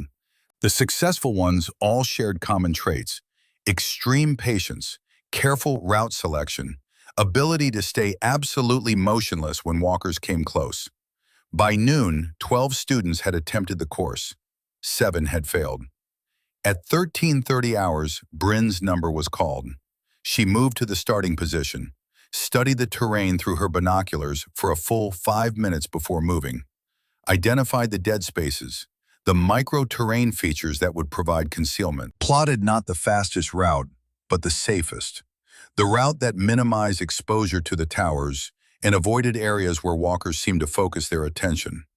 The key was understanding what the observers could see. From ground level, the walkers had limited perspective. They could see movement and anything that contrasted with the background. But the towers had elevated views that could spot anything moving against the skyline or creating shadows that didn't belong. Different threats required different tactics. She'd need to stay in the low areas, move only when vegetation or terrain masked her from the towers. Time her movements for when walkers were looking elsewhere. Read the patterns. Exploit the gaps. Brennan's voice came over the radio. Student 17, you may begin when ready. Bryn adjusted her ghillie suit, making sure all the vegetation was properly attached. Check that nothing would snag or create noise. Then began. The first 50 yards took her 40 minutes. She moved in short bursts of 5 to 10 feet, then remained absolutely still for several minutes, watching, learning the patrol patterns, understanding the rhythm of the walkers' movements. One of them, a younger sergeant, was methodical. Left-to-right sweeps every 3 minutes. The second walker was more random, but tended to focus on the areas with the most vegetation. The third walker seemed bored, going through the motions. That was the dangerous one. Bored people sometimes saw things in their peripheral vision that focused people missed. Walker 1 passed within 20 feet of her at the 40-minute mark. She could hear his boots in the grass, could hear him breathing, could hear the slight rustle of his clothing as he walked. She didn't move, didn't even blink. Her breathing was so shallow it was barely perceptible. Every muscle locked in position. He walked past without seeing her. She waited another 5 minutes, then continued forward. The Georgia sun beat down. Inside the ghillie suit, the temperature had to be over 100 degrees. Sweat ran down her face, stinging her eyes, pooling in her collar, soaking her uniform. She couldn't wipe it away. Any movement might give her away. Pain is just data. It's not in charge. At the 90-minute mark, she'd covered 80 yards, not even halfway, but she was in a good position. A shallow depression that gave her complete concealment from the towers and limited visibility from the ground. She waited there for 20 minutes, letting a walker pass, letting the tower observers scan other areas of the field. Patience, Uncle James's voice in her head. Patience defeats panic. Then continued. The vegetation changed slightly as she moved forward. Less grass, more bare dirt. That meant more careful movement, slower progress. Dirt showed disturbance more easily than grass. Every movement left a mark that observers might notice. She modified her technique.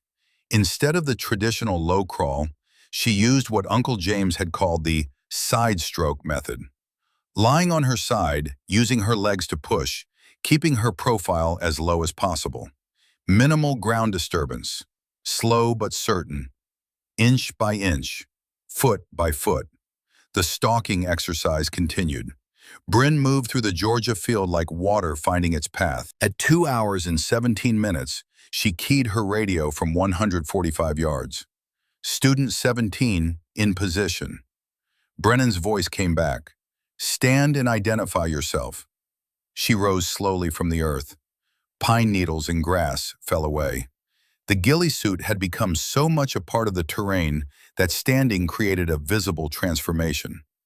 Brennan and Monroe walked to her position. They stood, looking at the ground where she'd been lying, examining the minimal disturbance she'd created.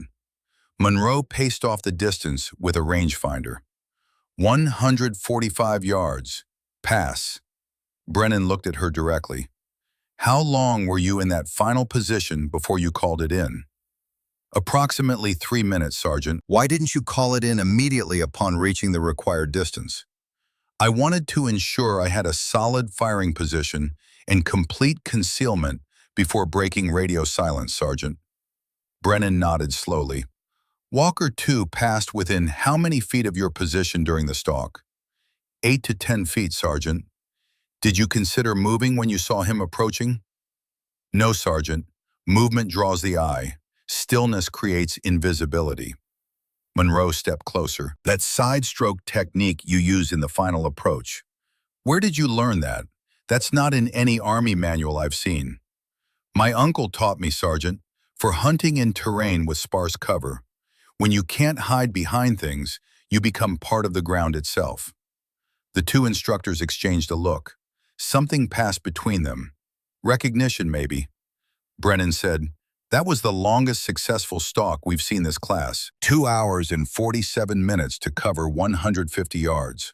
Most students who pass do it in 90 minutes to 2 hours. They rush. Part 3, The Reckoning, Storm and Steel. Week 3 arrived with weather that looked like punishment from an angry god. Dark clouds rolled in from the west on day 15, bringing humidity so thick it felt like breathing through a wet cloth. The sky had that bruised purple appearance that promised rain before noon, and possibly thunder that would make outdoor training interesting. Master Sergeant Brennan stood at the range briefing area, seemingly unconcerned by the approaching storm. Behind him, 3 target arrays were visible at varying distances, steel silhouettes that would ring when hit, providing instant feedback. Today we test unknown distance engagement, he announced to the assembled students. 19 soldiers now, down from the original 28. 9 had washed out, Emma on land nav, others on various failures. The class was being refined like ore in a furnace. You will engage 3 targets. You do not know the exact distances. You will range them using your equipment, calculate your holds, and engage. You have 60 seconds per target. 3 targets total. Weather is not a factor in grading.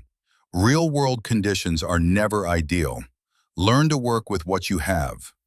Staff Sergeant Monroe added, targets are at 300, 550, and 780 yards, plus or minus 10 yards. Wind is currently 15 miles per hour, gusting to 20. Rain is expected within the hour. Barometric pressure is dropping. If you cannot adapt to changing conditions, you cannot function as a sniper in the real world.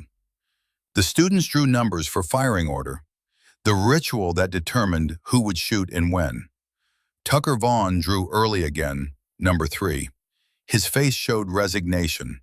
He'd been struggling since the stalking failure, his confidence visibly shaken. The cocky energy from the first week was gone, replaced by determination mixed with doubt. Dawson Reed drew 7. Several others filled out the middle positions. Bryn drew 15, second to last. That meant she'd have the worst conditions. The rain would be falling by then. Wind would be unpredictable. But it also meant she'd have time to observe and learn. The first student stepped to the line at 0800 hours. By 0815, light rain had begun. Gentle drops that didn't seem like much but changed everything. Visibility decreased. Mirage patterns in the scopes shifted. Wind became harder to read. By the time the fourth student fired, it was a steady drizzle that reduced visibility and complicated wind reading. Soldiers were getting wet. Equipment was getting wet. The concrete firing line was becoming slick. Tucker Vaughn approached the firing line for his turn. Through the rain, Bryn could see his jaw set with determination. He'd been practicing every spare moment since his stalking failure, trying to rebuild what had been shaken. Spending extra hours on the range, asking instructors questions, working harder than she'd ever seen him work. He ranged his targets with the laser rangefinder, made his calculations, checked his data book where he'd written notes about previous shoots. Fired at the 300-yard steel. Hit. The metallic ring carried across the range, even through the rain. Second target, 550 yards. He took longer this time, studying the rain, the wind indicators, the flags hanging limp and wet. Fired. Miss. The round impacted dirt behind the target, creating a small splash of mud. He cycled the bolt, adjusted his scope, fired again. Hit. Third target, 780 yards. The rain was intensifying, wind gusting unpredictably. He studied it for 30 seconds, clearly fighting internal doubt, made his adjustment, fired. Miss. Out of time. 2 out of 3 targets. Passing, but not distinguished. Not the performance he wanted. As he walked off the line, Bryn saw the frustration in his posture. Shoulders tight, jaw clenched. He was capable of better, but the conditions had gotten inside his head. The morning progressed. Most students hit 2 of 3 targets. One exceptional shooter hit all 3. Several hit only 1, receiving failing marks for the evolution. The rain sorted the prepared from the unprepared. By the time student 14 finished, the rain had become heavy. Not quite a downpour, but persistent rain that soaked everything and created mirage effects in the scopes that made ranging difficult. Dawson Reed was student 14. He approached the line with visible apprehension. Rain dripped from his cap brim, running down his face. He ranged the first target, adjusted for the rain, fired, hit. Second target, longer calculation, consultation with his data book, fired, hit. Third target, the 780-yard steel, barely visible through rain and mist. He took the full 60 seconds, making adjustments, second-guessing himself, changing his mind twice. Finally fired. Miss. 2 out of 3. He walked off looking disappointed but not defeated. He'd passed. That was what mattered. Student 15 fired. Hit 1 target, missed 2. Failed the evolution. Would have to repeat or wash out. Then it was Bryn's turn. She approached the firing line at 11:45 hours. The rain was steady, wind gusting between 15 and 25 miles per hour from roughly 10 o'clock. The kind of conditions that would make most recreational shooters pack up their equipment and go home. The kind of conditions that made you question why you were out there at all. But these weren't recreational conditions. They were real-world conditions. The kind of weather that didn't care about your comfort or your schedule or your preferences. She assumed her prone position. The ground was wet, mud already forming under her elbows, water soaking through her uniform. She didn't care. Discomfort was just data, information about the environment, not a reason to perform poorly. Through her scope, she ranged the first target. The laser rangefinder read 307 yards. Close enough to 300 that the difference barely mattered for hold calculation. But the wind did matter. And the rain. Rain affected bullet trajectory, but not as much as most people thought. The drops themselves had minimal impact.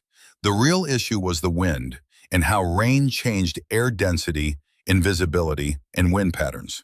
She watched the grass between her position and the target, watched how it bent, left to right, gusting, not consistent. The kind of wind that required timing, not just calculation. She made her windage calculation, settled her breathing, waited for a lull in the wind. Patience, always patience. Squeezed the trigger. The steel rang. Center mass hit. Brennan's voice from the tower. Hit. Continue. Second target. She ranged it. 553 yards. The wind was shifting. She could see it in the vegetation patterns. Grass bending one direction, then another. What had been a left-to-right wind was now quartering, coming from forward left. That changed everything. A quartering wind pushed the bullet differently than a pure crosswind. You had to calculate the vector components. Forward component and lateral component. More complex math in the 60-second time limit. She calculated her hold. 0.7 of a mil for wind. 3.8 mils for elevation. Rain impact minimal at this range. But she didn't fire immediately. Waited. Watched the grass. Watched the mirage patterns in her scope. The way heat and rain created optical distortions that told stories about what the air was doing. The wind steadied for just a moment. Not calm, but consistent. A pattern she could work with. She fired. Hit. The ring of steel confirmation. Hit. Continue to final target. The 780-yard steel was barely visible through the rain. At that distance, the round would be in flight for just over a second. A lot could happen in a second. A lot of wind, a lot of vertical and horizontal drift, a lot of variables she couldn't control. She ranged it, 784 yards. Made her initial calculations. 6.8 mils elevation, 2.1 mils right windage for the quartering wind and Coriolis drift combined. But something felt wrong. The numbers were mathematically correct, but instinct said they weren't complete. That feeling Uncle James had taught her to trust. The feeling that came from 10,000 shots in 10,000 conditions. She thought back to a conversation with Uncle James years ago. They'd been shooting in rain, similar conditions to this. He told her something that wasn't in any manual, wasn't in any training program.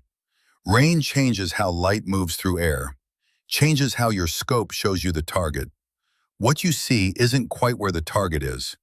Trust your numbers more than your eyes when conditions get weird. She closed her eyes for 3 seconds, ran the calculation again in her head, felt the wind on her left cheek, heard it moving through the trees behind the tower, listened to what it was telling her, opened her eyes, made a slight adjustment, another 1/4 mil right windage. Nothing the math strictly required, but something her instinct demanded. The difference between correct and complete. Settled the crosshairs on a point in space where mathematics and experience said the bullet would meet the target. 30 seconds left on the clock. Her breathing slowed until it was barely perceptible.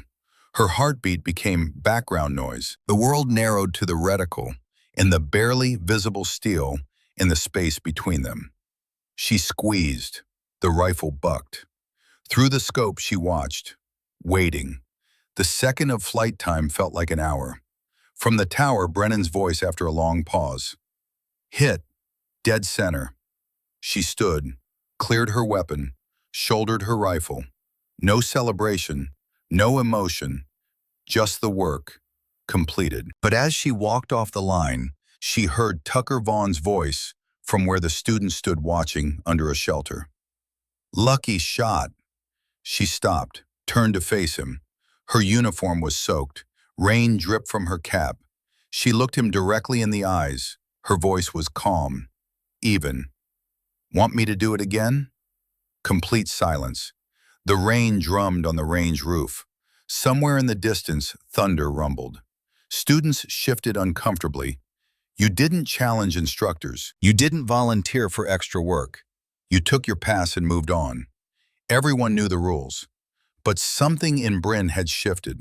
She was tired of the quiet doubts, tired of the whispers, tired of being good enough to pass, but not good enough to be believed, tired of every success being attributed to luck or favorable conditions or anything except skill. Monroe and Brennan exchanged a glance from their positions. Something unspoken passed between them. Brennan's voice carried across the range. "Go ahead, Captain. Same target. Whenever you're ready."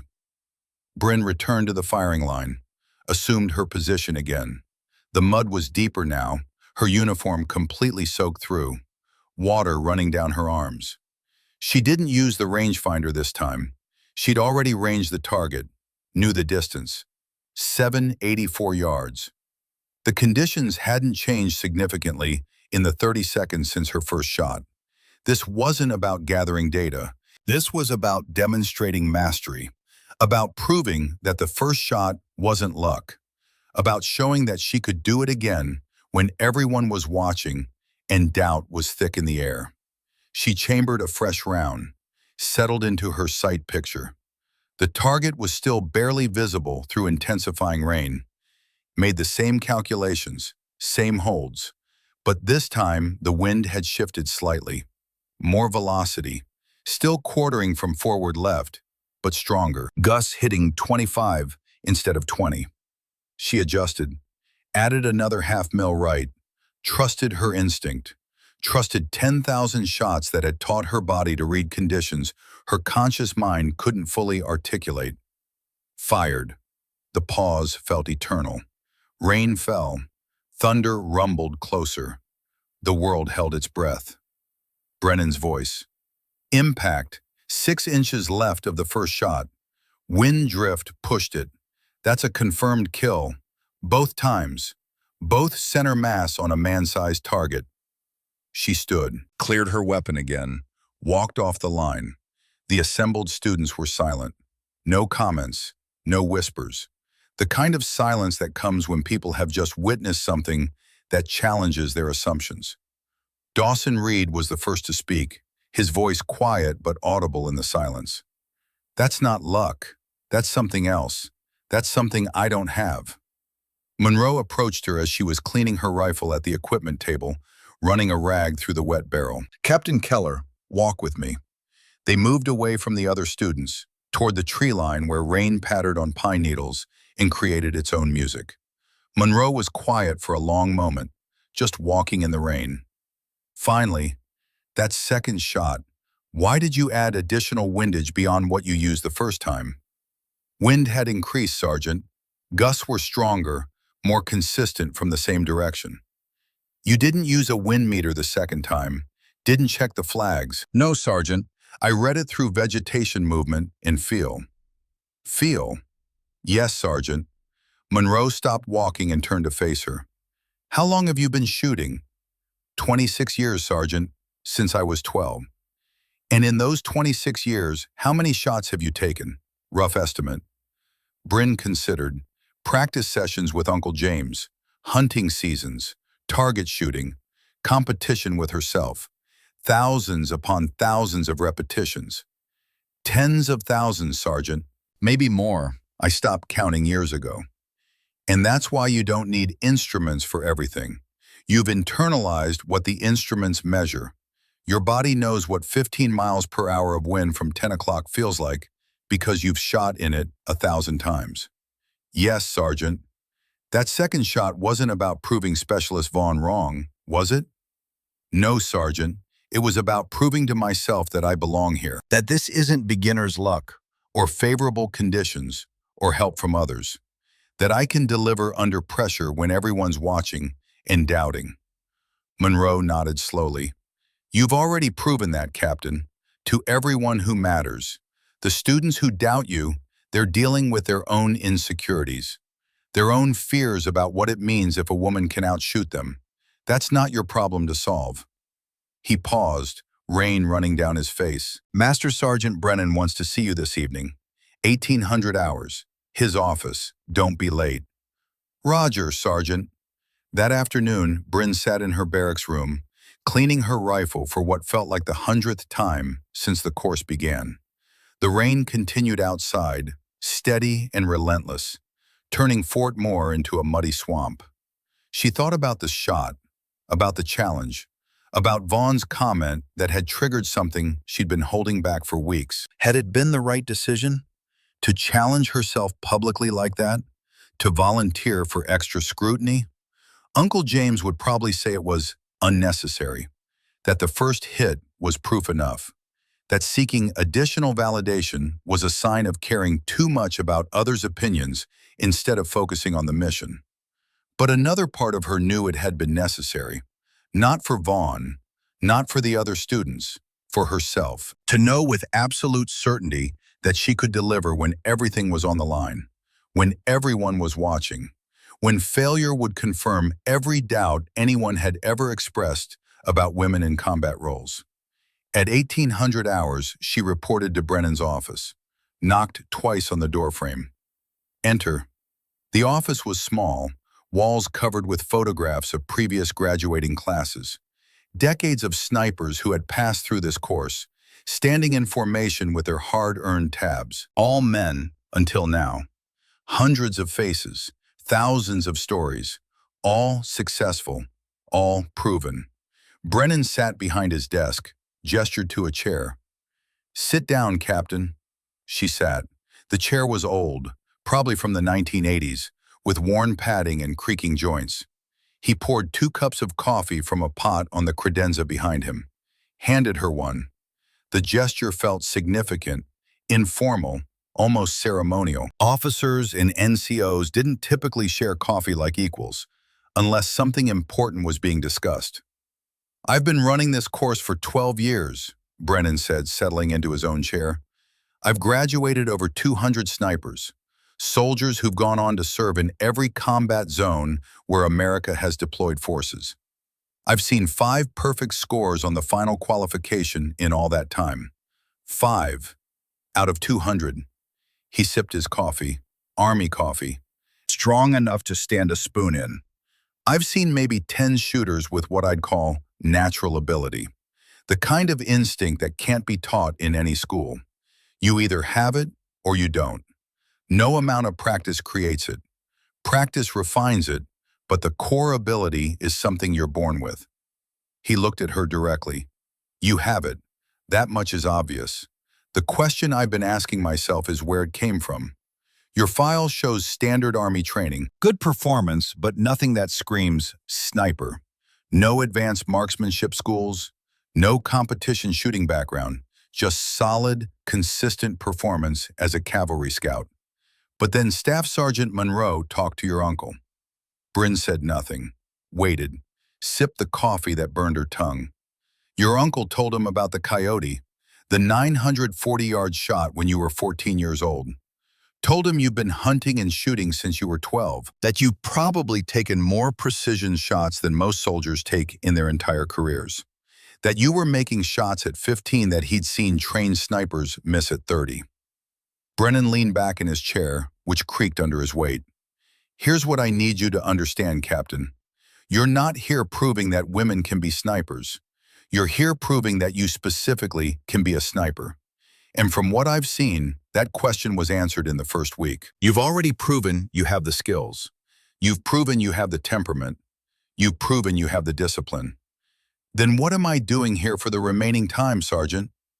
"Learning our way. The Army way. Your uncle taught you to shoot, taught you field craft that's probably better than what we teach here. But there's a difference between being a skilled hunter and being a military sniper. We operate differently. We have protocols, standards, ways of doing things that exist for reasons you won't understand until you're in combat with a team depending on you." He set down his coffee cup, the sound loud in the small office. "Final qualification is in 1 week, day 22.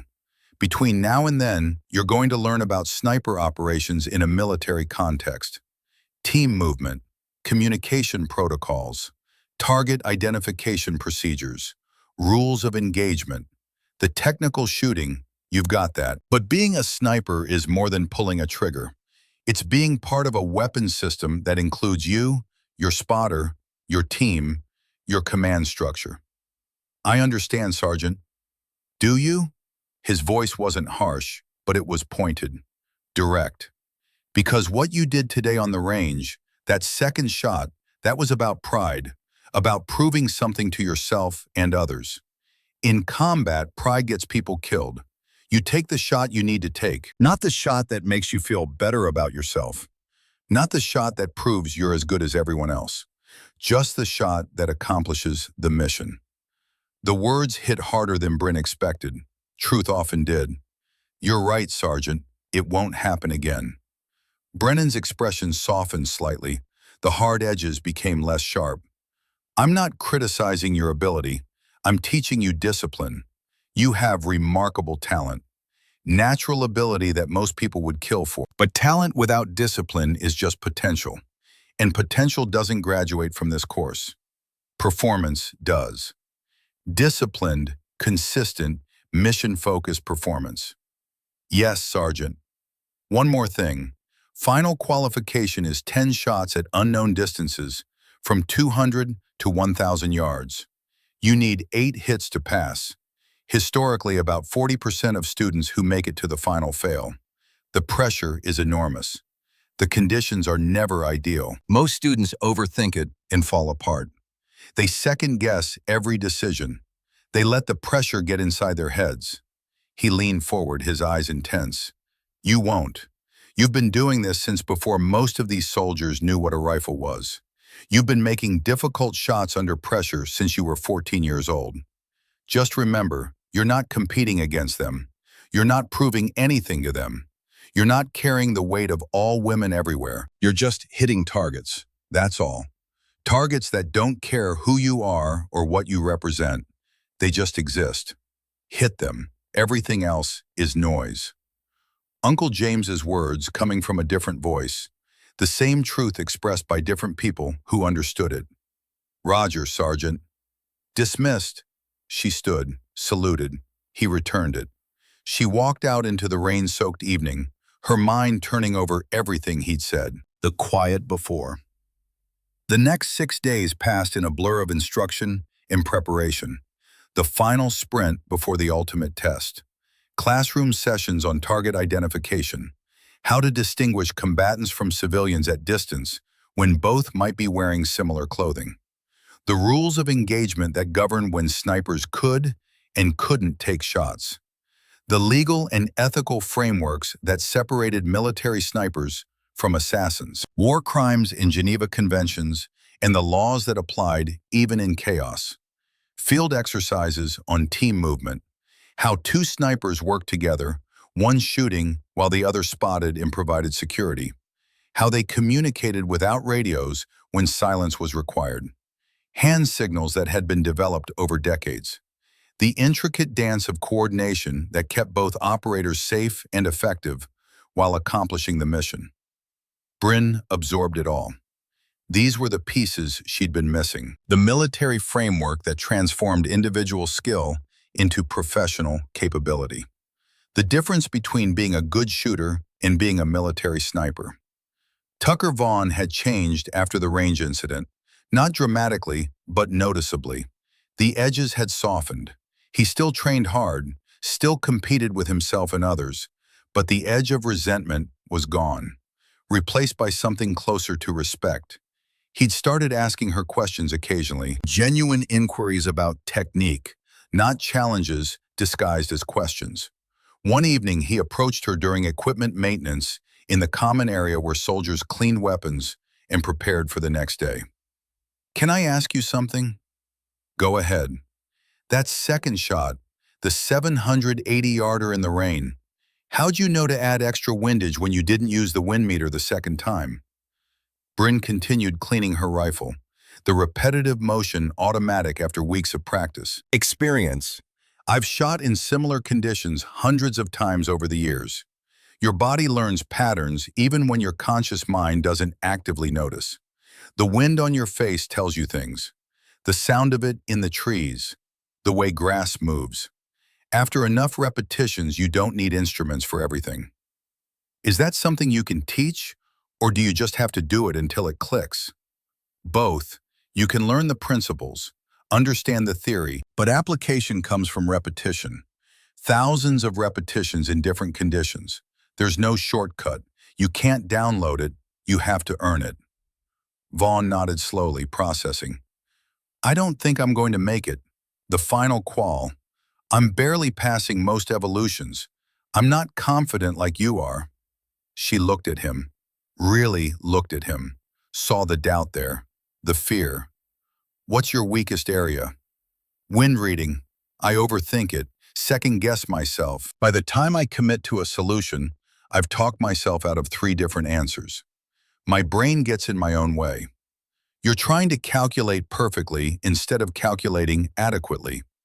Wind is never perfectly predictable. It changes constantly. You make your best estimate based on available data and you commit. Hesitation kills accuracy more than imperfect data. Better to be decisive with good data than paralyzed trying to get perfect data. How do you commit when you're not sure? You trust your training, trust your process, trust that you've practiced enough that your first answer is probably right. The target doesn't know if you're confident or not. The target doesn't care about your internal dialogue. It just knows if you hit it. Vaughn smiled slightly. Targets don't care. I've heard that before. From you, from the instructors. I'm starting to believe it. Because it's true. It's maybe the truest thing about this whole course. He stood to leave, then paused at the doorway. For what it's worth, I hope you make it. I was wrong about you at the start. I don't know. I thought women in this course would somehow lower standards or change what it meant to be a sniper. But you're not lowering anything. You're raising the bar for all of us, making us all work harder. That's a good thing, even when it's uncomfortable. After he left, Dawson Reed appeared from the hallway. That's real growth right there. Tucker's not a bad guy. He was just scared of change, scared of what it meant if his assumptions were wrong. Most people are scared of change. That's human nature. You nervous about the final? Bryn considered the question honestly. No, I'm ready. I've been ready since before I got here.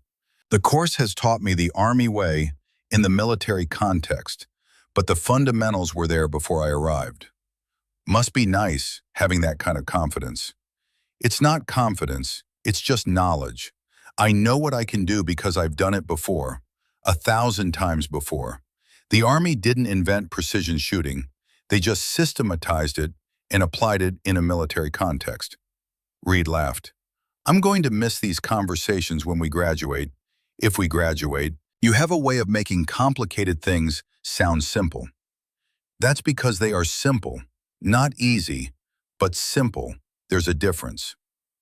On day 21, the day before final qualification, Master Sergeant Brennan called the remaining students together. 16 now.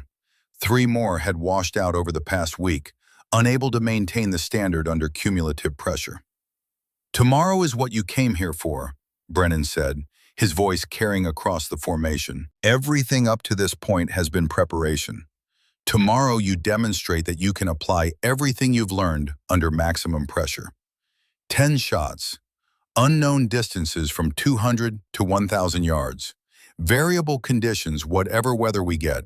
You need 8 hits to pass. 8 out of 10. That's 80%. Anything less and you go home. He paused, scanning the assembled soldiers with eyes that had seen this moment hundreds of times before. Some of you will pass, some of you won't. That's the nature of standards. They don't bend to accommodate effort or desire or how badly you want it. They simply exist. If you meet them, you graduate. If you don't, you go home. That's the only equation that matters tomorrow. Staff Sergeant Monroe added, weather forecast shows clear skies but high winds, 15 to 25 mile per hour gusts from the northwest. Not ideal shooting conditions, but workable. We've had finals and worse. Get a good night's sleep, eat a solid breakfast, hydrate properly, show up ready to work. This is what you've been training for. That evening, Bryn sat on her bunk and called Uncle James one final time before the qualification. The phone rang 3 times before he picked up. How you feeling, kiddo? Tomorrow's the big day. Ready, more than ready. I've been doing this my whole life. Tomorrow is just another day of shooting. That's the right attitude. Remember the coyote? You keep bringing up the coyote because it's the perfect metaphor. You were 14. You had no formal training in ballistics or atmospheric conditions or any of the science they're teaching you now. You just had fundamentals and patience and instinct. And you made a shot that grown men with decades of experience would be proud of. Made it look easy because you didn't know it was supposed to be hard. He paused. She could hear him breathing on the other end of the line, could picture him in his workshop, probably working on some piece of equipment that needed repair. Tomorrow is the same thing, Bryn. Just targets, just distance and wind and mathematics. You've done this 10,000 times. The only difference is other people are watching. But the targets don't know that. They don't care.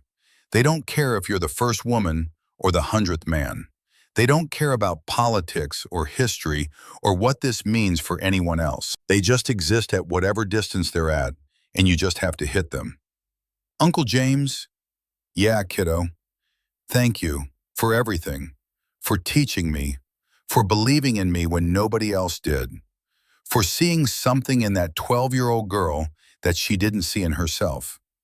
His voice got quiet, the way it did when he was dealing with emotions he didn't know how to express. I didn't teach you belief, Bryn. You had that already. You had it when you were 10 years old watching your father's funeral and deciding you'd never be careless with a weapon. You had it when you were 12 and asked me to teach you to shoot. You had it when you enlisted at 30 when everyone said you were too old. I just taught you how to aim it, how to focus it, how to turn it into something useful. They talked for a few more minutes about the ranch, about a new calf that had been born, about normal life continuing while she was in this crucible, the mundane details that kept her grounded. After hanging up, she lay back on her bunk and stared at the ceiling. Outside, Georgia night sounds filtered through the window, crickets and distant thunder and the ever-present humidity. She thought about the journey that had brought her here, from a ranch in California to college to late enlistment to the 173rd Airborne to sniper school. Every step had been preparation for tomorrow. Every shot she'd ever taken had been practice for the shots that mattered. She thought about Vanessa Morrison, laughing in that cafeteria 2 years ago. You'll never make it. She thought about Emma Sullivan, washing out on land navigation, carrying the weight of failure. She thought about every doubt, every whisper, every bet placed against her survival in this course. And she smiled in the darkness, because tomorrow, all of that would be answered. Not with words, not with arguments or explanations or justifications, with 10 shots, at distances from 200 to 1,000 yards, in whatever conditions the Georgia sky decided to provide. 10 shots to prove everything that needed proving. She closed her eyes and slept the sleep of someone who knew exactly what was coming and exactly how to handle it. Tomorrow would be just another day of hitting targets, and she'd been hitting targets since she was 12 years old. The final measure.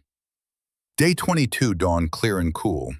Unusual for Georgia in November, but welcome. The class assembled at 600 hours in the pre-dawn darkness. 16 students, looking tired but determined. 4 weeks of constant pressure had worn everyone down to their essential elements. The facade was gone. What remained was truth. The range was different today, more formal. The target arrays were set at precise intervals. The instructor tower was fully staffed with multiple observers. This wasn't practice. This wasn't training. This was judgment. Master Sergeant Brennan stood before them, his voice carrying the weight of finality. Today you will each fire 10 rounds at 10 targets placed at unknown distances. Distances range from 200 to 1,000 yards. You will be given 60 seconds per target to range, calculate holds, and engage. You need 8 hits to pass this course. 8 out of 10. There are no second chances. There is no partial credit. You either meet the standard or you don't. Questions? Silence. The kind of silence that comes when everyone knows what's at stake. Outstanding. Draw numbers for firing order. Bryn drew number 14, middle to late in the sequence. That meant she'd watch others first, learn the conditions, observe the wind patterns, then apply everything she knew. The morning progressed with mechanical precision. Student after student stepped to the line, the sound of rifles firing, the ring of steel hits, or the thud of misses. The announcement of scores. Some passed, more failed, often by just 1 or 2 shots. The difference between 7 hits and 8 hits was the difference between going home and graduation, between success and failure, between proving you belonged and proving the doubters right. Tucker Vaughn fired 10th. Bryn watched carefully. He'd worked so hard over the past weeks, overcome so much doubt, rebuilt his confidence from nothing. He hit his first 5 targets. Smooth, confident shooting. His fundamentals were solid now. His win calls were better. His discipline had improved. Target 6 at 800 yards. He took too long calculating, second-guessed himself. Fired. Miss. The wind had shifted during his hesitation, and he'd used old data. Target 7. Hit. Back on track. Target 8. Hit. Confidence returning. Target 9. Hit. 1 target remaining. Target 10 at 1,000 yards. Maximum distance. The shot that separated good from great. He took the full 60 seconds, clearly fighting internal doubt and the weight of the moment. Fired. Miss. 7 out of 10. 1 short. Failed by a single shot. He stood from the firing line, face showing controlled devastation. 4 weeks of work, ended by a single miss. He'd be back next cycle if they let him try again. But today, he'd failed. As he walked past, Bryn caught his eye. She nodded once. Warrior acknowledgement. He'd given everything. Sometimes everything isn't enough. That's the nature of standards. Dawson Reed fired 13th. Hit 9 out of 10. Passed with room to spare. The relief on his face was visible as he cleared his weapon and walked off the line. He'd done it. He'd earned his tab. Then it was Bryn's turn. She approached the firing line at 11:27 hours. The wind was steady at 15 miles per hour from 2 o'clock, gusting occasionally to 20. The sky was clear, visibility perfect, temperature in the mid-60s, as close to ideal conditions as you could hope for. Behind her, she felt the weight of every eye. The remaining students, the instructors, the staff who'd heard about the woman in the class and wanted to see if she'd make it. She settled into her prone position, the familiar solidity of the ground beneath her, the rifle an extension of her body, the scope an extension of her eyes. This was her element. This was where she belonged. Target 1 appeared at 200 yards. She ranged it with the laser. 203 yards. Simple shot. Almost too simple. She made her adjustment and fired without overthinking it. Hit, hit, continue. Target 2 at 350 yards. Wind more pronounced at this distance. She calculated, adjusted for the 2 o'clock wind, fired. Hit, hit, continue. Target 3 at 500 yards. Exactly the kind of shot she'd made 1,000 times growing up. She fired without hesitation, her body knowing what to do before her mind finished calculating. Hit, hit, continue. Target 4 at 650 yards. The wind gusted just as she was about to fire. She waited, finger on the trigger, but not pulling. Let the gust pass. Fired when it settled to baseline. Hit, hit, continue. Target 5 at 800 yards. This was the range where atmospheric conditions started mattering more, where small errors compounded into misses, where luck ended and skill began. She calculated carefully. Temperature 58 degrees. Humidity moderate. Barometric pressure standard. Wind 15 miles per hour from 2 o'clock. All the variables that affected bullet flight over 3/4 of a mile. Made her adjustment. Trusted her calculation. Fired. Hit. Hit. Continue. 5 for 5. She needed 3 more hits out of 5 remaining shots to pass. But passing wasn't enough. Not for her. Not for what this meant. Target 6 at 850 yards. She ranged it, ran her calculation in the mental spreadsheet she'd built over 26 years. But something felt wrong. The math was correct, but her instinct disagreed slightly. She thought back to the range shot from the previous week, to Uncle James's voice echoing across the years. Trust your numbers more than your eyes, but trust your gut more than both.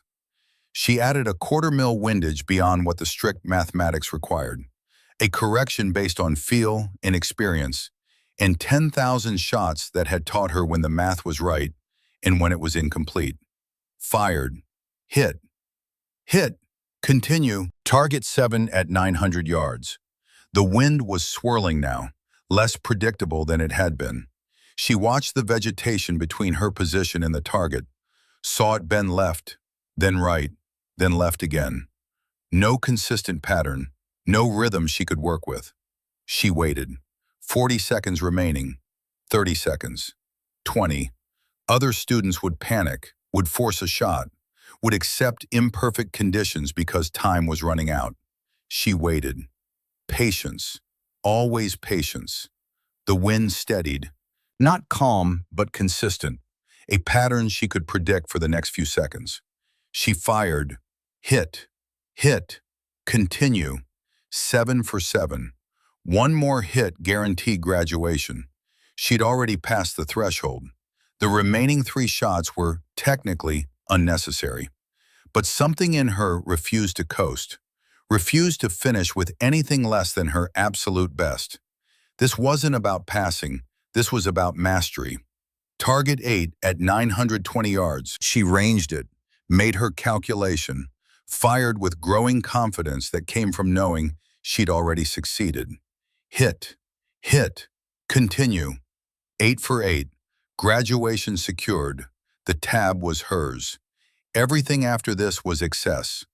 Unnecessary. Extra. But she wasn't done. Target 9 at 950 yards. She took her time even though she didn't need to, made the calculation as if it were the first shot of the day and everything depended on it. Because standards don't change based on what you've already accomplished. Fired. Hit. Hit. Continue. 9 for 9. 1 target remaining. 1,000 yards. The maximum effective range of the M24 sniper weapon system. The distance where everything mattered and nothing was guaranteed. Where the best shooters in the world sometimes missed despite perfect technique. Through her scope, the target was small, a steel silhouette barely visible at the extreme range of her optic. At this range, a human-sized target occupied minimal space in the reticle. The bullet would be in flight for over a second, an eternity for wind and gravity and atmospheric conditions to work their influence. She ranged it carefully, 1,003 yards, ran her calculation. Elevation, 7.9 mils. Substantial holdover. Windage, 2.6 mils right for the 2 o'clock wind and Coriolis drift combined. But she didn't fire immediately, closed her eyes for 3 seconds. The same 3-second pause she'd used since she was 14 years old. The moment of absolute focus before the trigger broke. She saw herself at 14 on that Oregon hillside, the 940-yard coyote. Uncle James beside her saying it was too far. The impossible shot she'd made because she didn't know it was impossible. Because she hadn't been burdened by the weight of expectations. She saw Vanessa Morrison laughing in the cafeteria. You'll never make it. She saw Emma Sullivan washing out, carrying the weight of representing all women. She saw every doubt, every whisper, every person who'd said she couldn't. And then she let it all go, released it like smoke. None of it mattered. None of it affected the physics of the shot. Opened her eyes, made a micro adjustment, added one more click of windage. Something the math didn't strictly require, but her instinct demanded. The difference between textbook and mastery settled the crosshairs on a point in space where 26 years of experience told her the bullet and target would intersect. Slowed her breathing until it was barely perceptible. Her heartbeat became background noise, as irrelevant as traffic sounds from a distant highway. The world narrowed to the reticle and the target and the physics that would connect them. She squeezed the trigger. The rifle pushed back into her shoulder. The familiar recoil of 1,000 shots before this one. The sound, the feel, the knowledge that the bullet was in flight and there was nothing more she could do except wait for physics to finish its work. Through the scope, she watched the target, waiting for the impact that would take over a second to arrive. The pause stretched. Time moved like honey, like the moment between lightning and thunder, like holding your breath underwater. Then Brennan's voice, quiet but clear and carrying across the range. Impact, center mass. She stood, cleared her weapon with practiced movements, shouldered her rifle. 10 for 10, perfect score. As she turned from the firing line, she saw Brennan standing at attention, something she hadn't seen him do for any other student in 4 weeks. He approached with Monroe beside him, extended his hand. She shook it. "That's the first perfect score this class has seen in 2 years, Brennan said, loud enough for everyone to hear. "Captain Keller, you've demonstrated complete mastery of every aspect of this course. Marksmanship, fieldcraft, mental discipline. Well done." "Thank you, Sergeant." Behind Brennan, the other students were watching. Reed was smiling openly. Others showed grudging respect that would eventually become genuine respect. Even Tucker Vaughn, who'd failed minutes earlier and was dealing with his own disappointment, was nodding with what looked like genuine admiration. Monroe approached from the tower. "Outstanding shooting, Captain. Textbook execution across all 10 engagements." Brennan addressed the remaining students still waiting to fire. "You've just witnessed what mastery looks like. Captain Keller didn't rush, didn't panic, didn't force anything, just applied fundamentals consistently across 10 different engagements at 10 different distances. That's the standard. That's what we're looking for. Calm, methodical, precise. That's what graduates from this course." The final 2 students fired after Bryn. One passed with 8 hits. The other failed with 7, joining Tucker Vaughn in the group that would go home without tabs. At the end of day 22, 15 soldiers had passed final qualification out of the original 28 who started. 13 men, 2 women, no wait, just 1 woman now. Emma was gone. 13 men, 1 woman. Tucker Vaughn was not among those who passed. Legacy. November 3rd, graduation day. The Fort Moore graduation field was packed with families, parents who'd driven or flown from across the country, spouses, children, people who'd supported these soldiers through 4 weeks of the hardest training the Army offered. The 15 graduates stood in formation, wearing their dress uniforms, boots polished to mirrors that reflected the morning sun, faces showing the exhaustion and pride of those who'd endured and prevailed. Bryn stood in that formation, 3rd row, center position. On her chest, her existing military decorations, airborne wings, deployment patches, the accumulated evidence of 7 years of service. By the end of today, she'd have 1 more, the sniper tab, black and gold, earned through 4 weeks of sustained excellence under pressure. In the crowd, she could see Uncle James, 56 years old now, wearing his Marine Corps jacket despite the Georgia heat, arms crossed in that characteristic stance. That slight smile that meant he was proud but wouldn't make a scene about it. Beside him, her mother wiping tears from her eyes. Her younger sister holding a small sign that said, "Sniper School Graduate," with a heart drawn in marker. They'd missed basic training because of COVID restrictions. This was the first time they'd seen her in uniform since her enlistment 7 years ago. Master Sergeant Brennan stood at the front of the formation.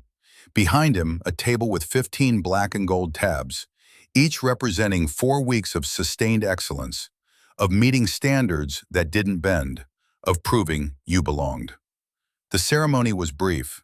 No long speeches about heroism or sacrifice, just facts, names called, tabs awarded, handshakes with the commandant. Captain Bryn Keller, she stepped forward, snapped a perfect salute that would have made her drill sergeant proud. The commandant, a full colonel with gray hair and combat patches from 3 wars, returned it. "Congratulations, Captain. You've earned this. You represent the highest standards of marksmanship and professionalism. Well done." He pinned the tab to her uniform. The weight was negligible, a few ounces of cloth and thread, but the meaning was everything. The meaning outweighed mountains. She saluted again, about-faced with precision, returned to formation. When all 15 tabs had been awarded, Brennan spoke one final time. "These soldiers have demonstrated the skills, discipline, and mental fortitude required of Army snipers. They will return to their units carrying this qualification. Some will serve in dedicated sniper sections. Others will use these skills to enhance their primary roles. All of them have proven they can perform under pressure when perfection is required, and anything less means failure." He paused, looking at each graduate individually. Class dismissed. The formation broke. Families rushed forward. Bryn found herself surrounded by her mother's embrace, her sister's excitement, Uncle James's quiet pride that needed no words. "You did it, kiddo," James said simply. Two words that carried 26 years of history. "I had a good teacher. I taught you to shoot. The Army taught you to be a sniper. You taught yourself to endure."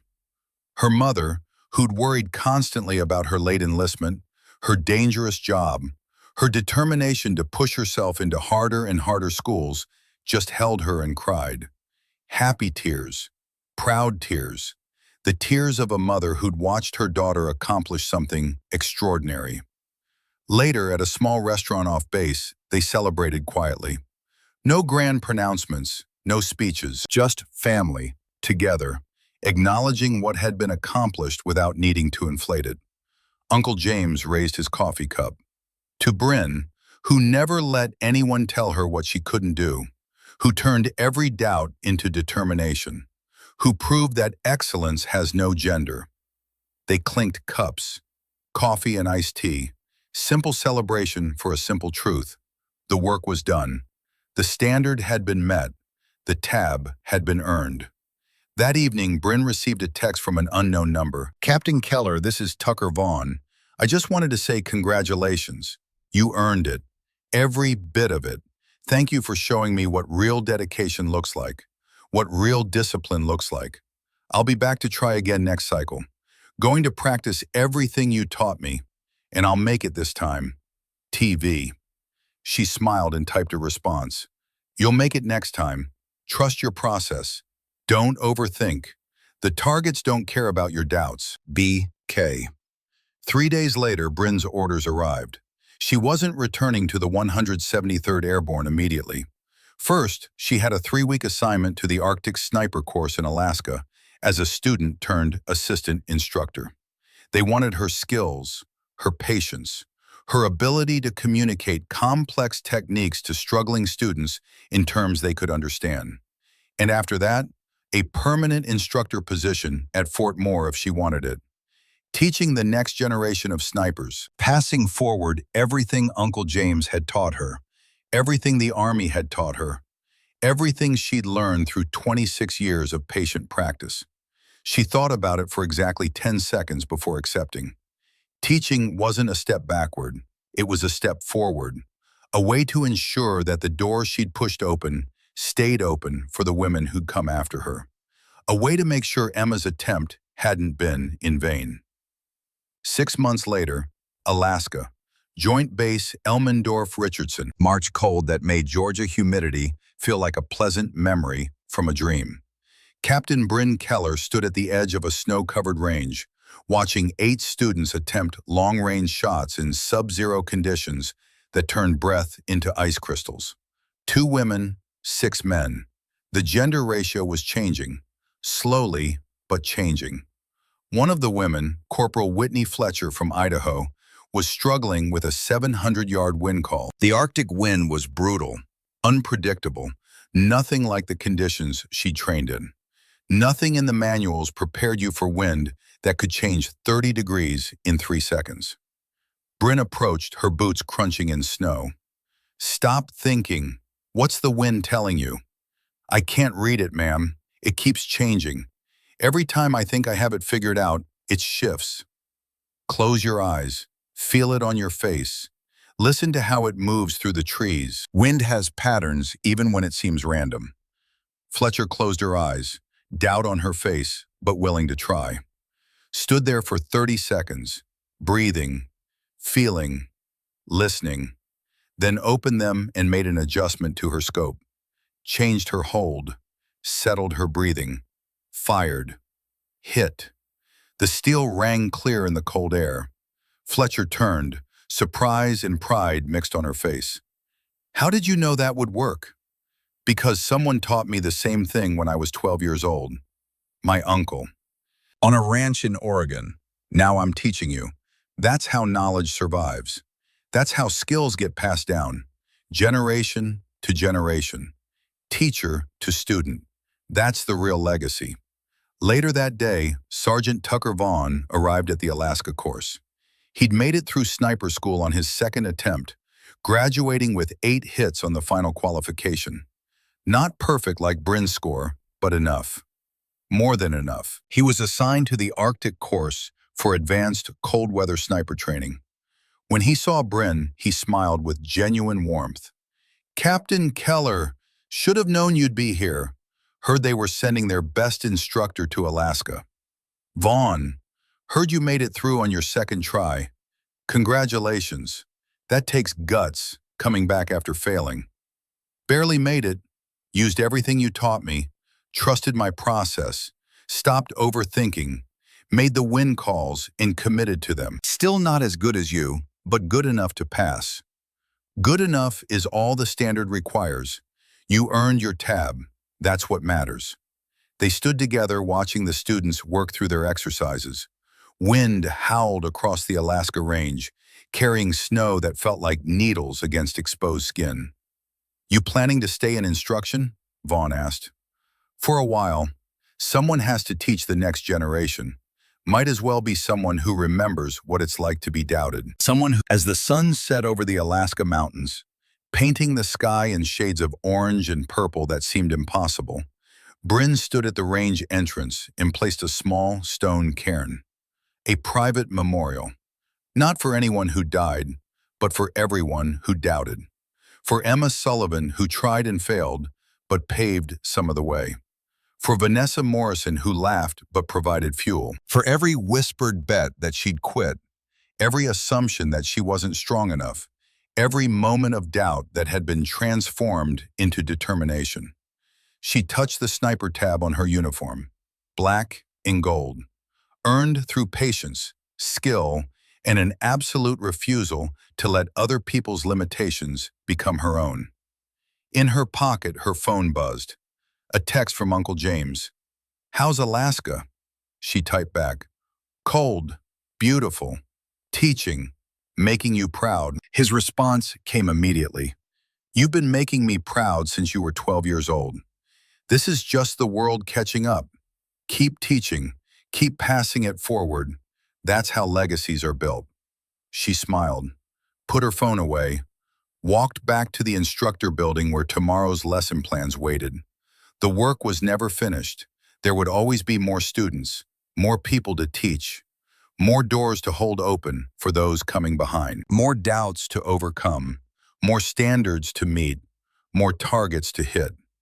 But tonight, standing in the Alaska cold with her tab on her chest, and students learning the craft she loved, she allowed herself a moment of satisfaction. She'd proven everything that needed proving, not with words, not with arguments or explanations or justifications. With 10 perfect shots on a November day in Georgia, with 4 weeks of sustained excellence under pressure, with the quiet demonstration that competence has no gender, excellence has no gender, and patience defeats every doubt. Some legacies are loud, announced with fanfare and headlines. Some are silent, passed from teacher to student in moments of trust. The best ones just hit their target. Every single time.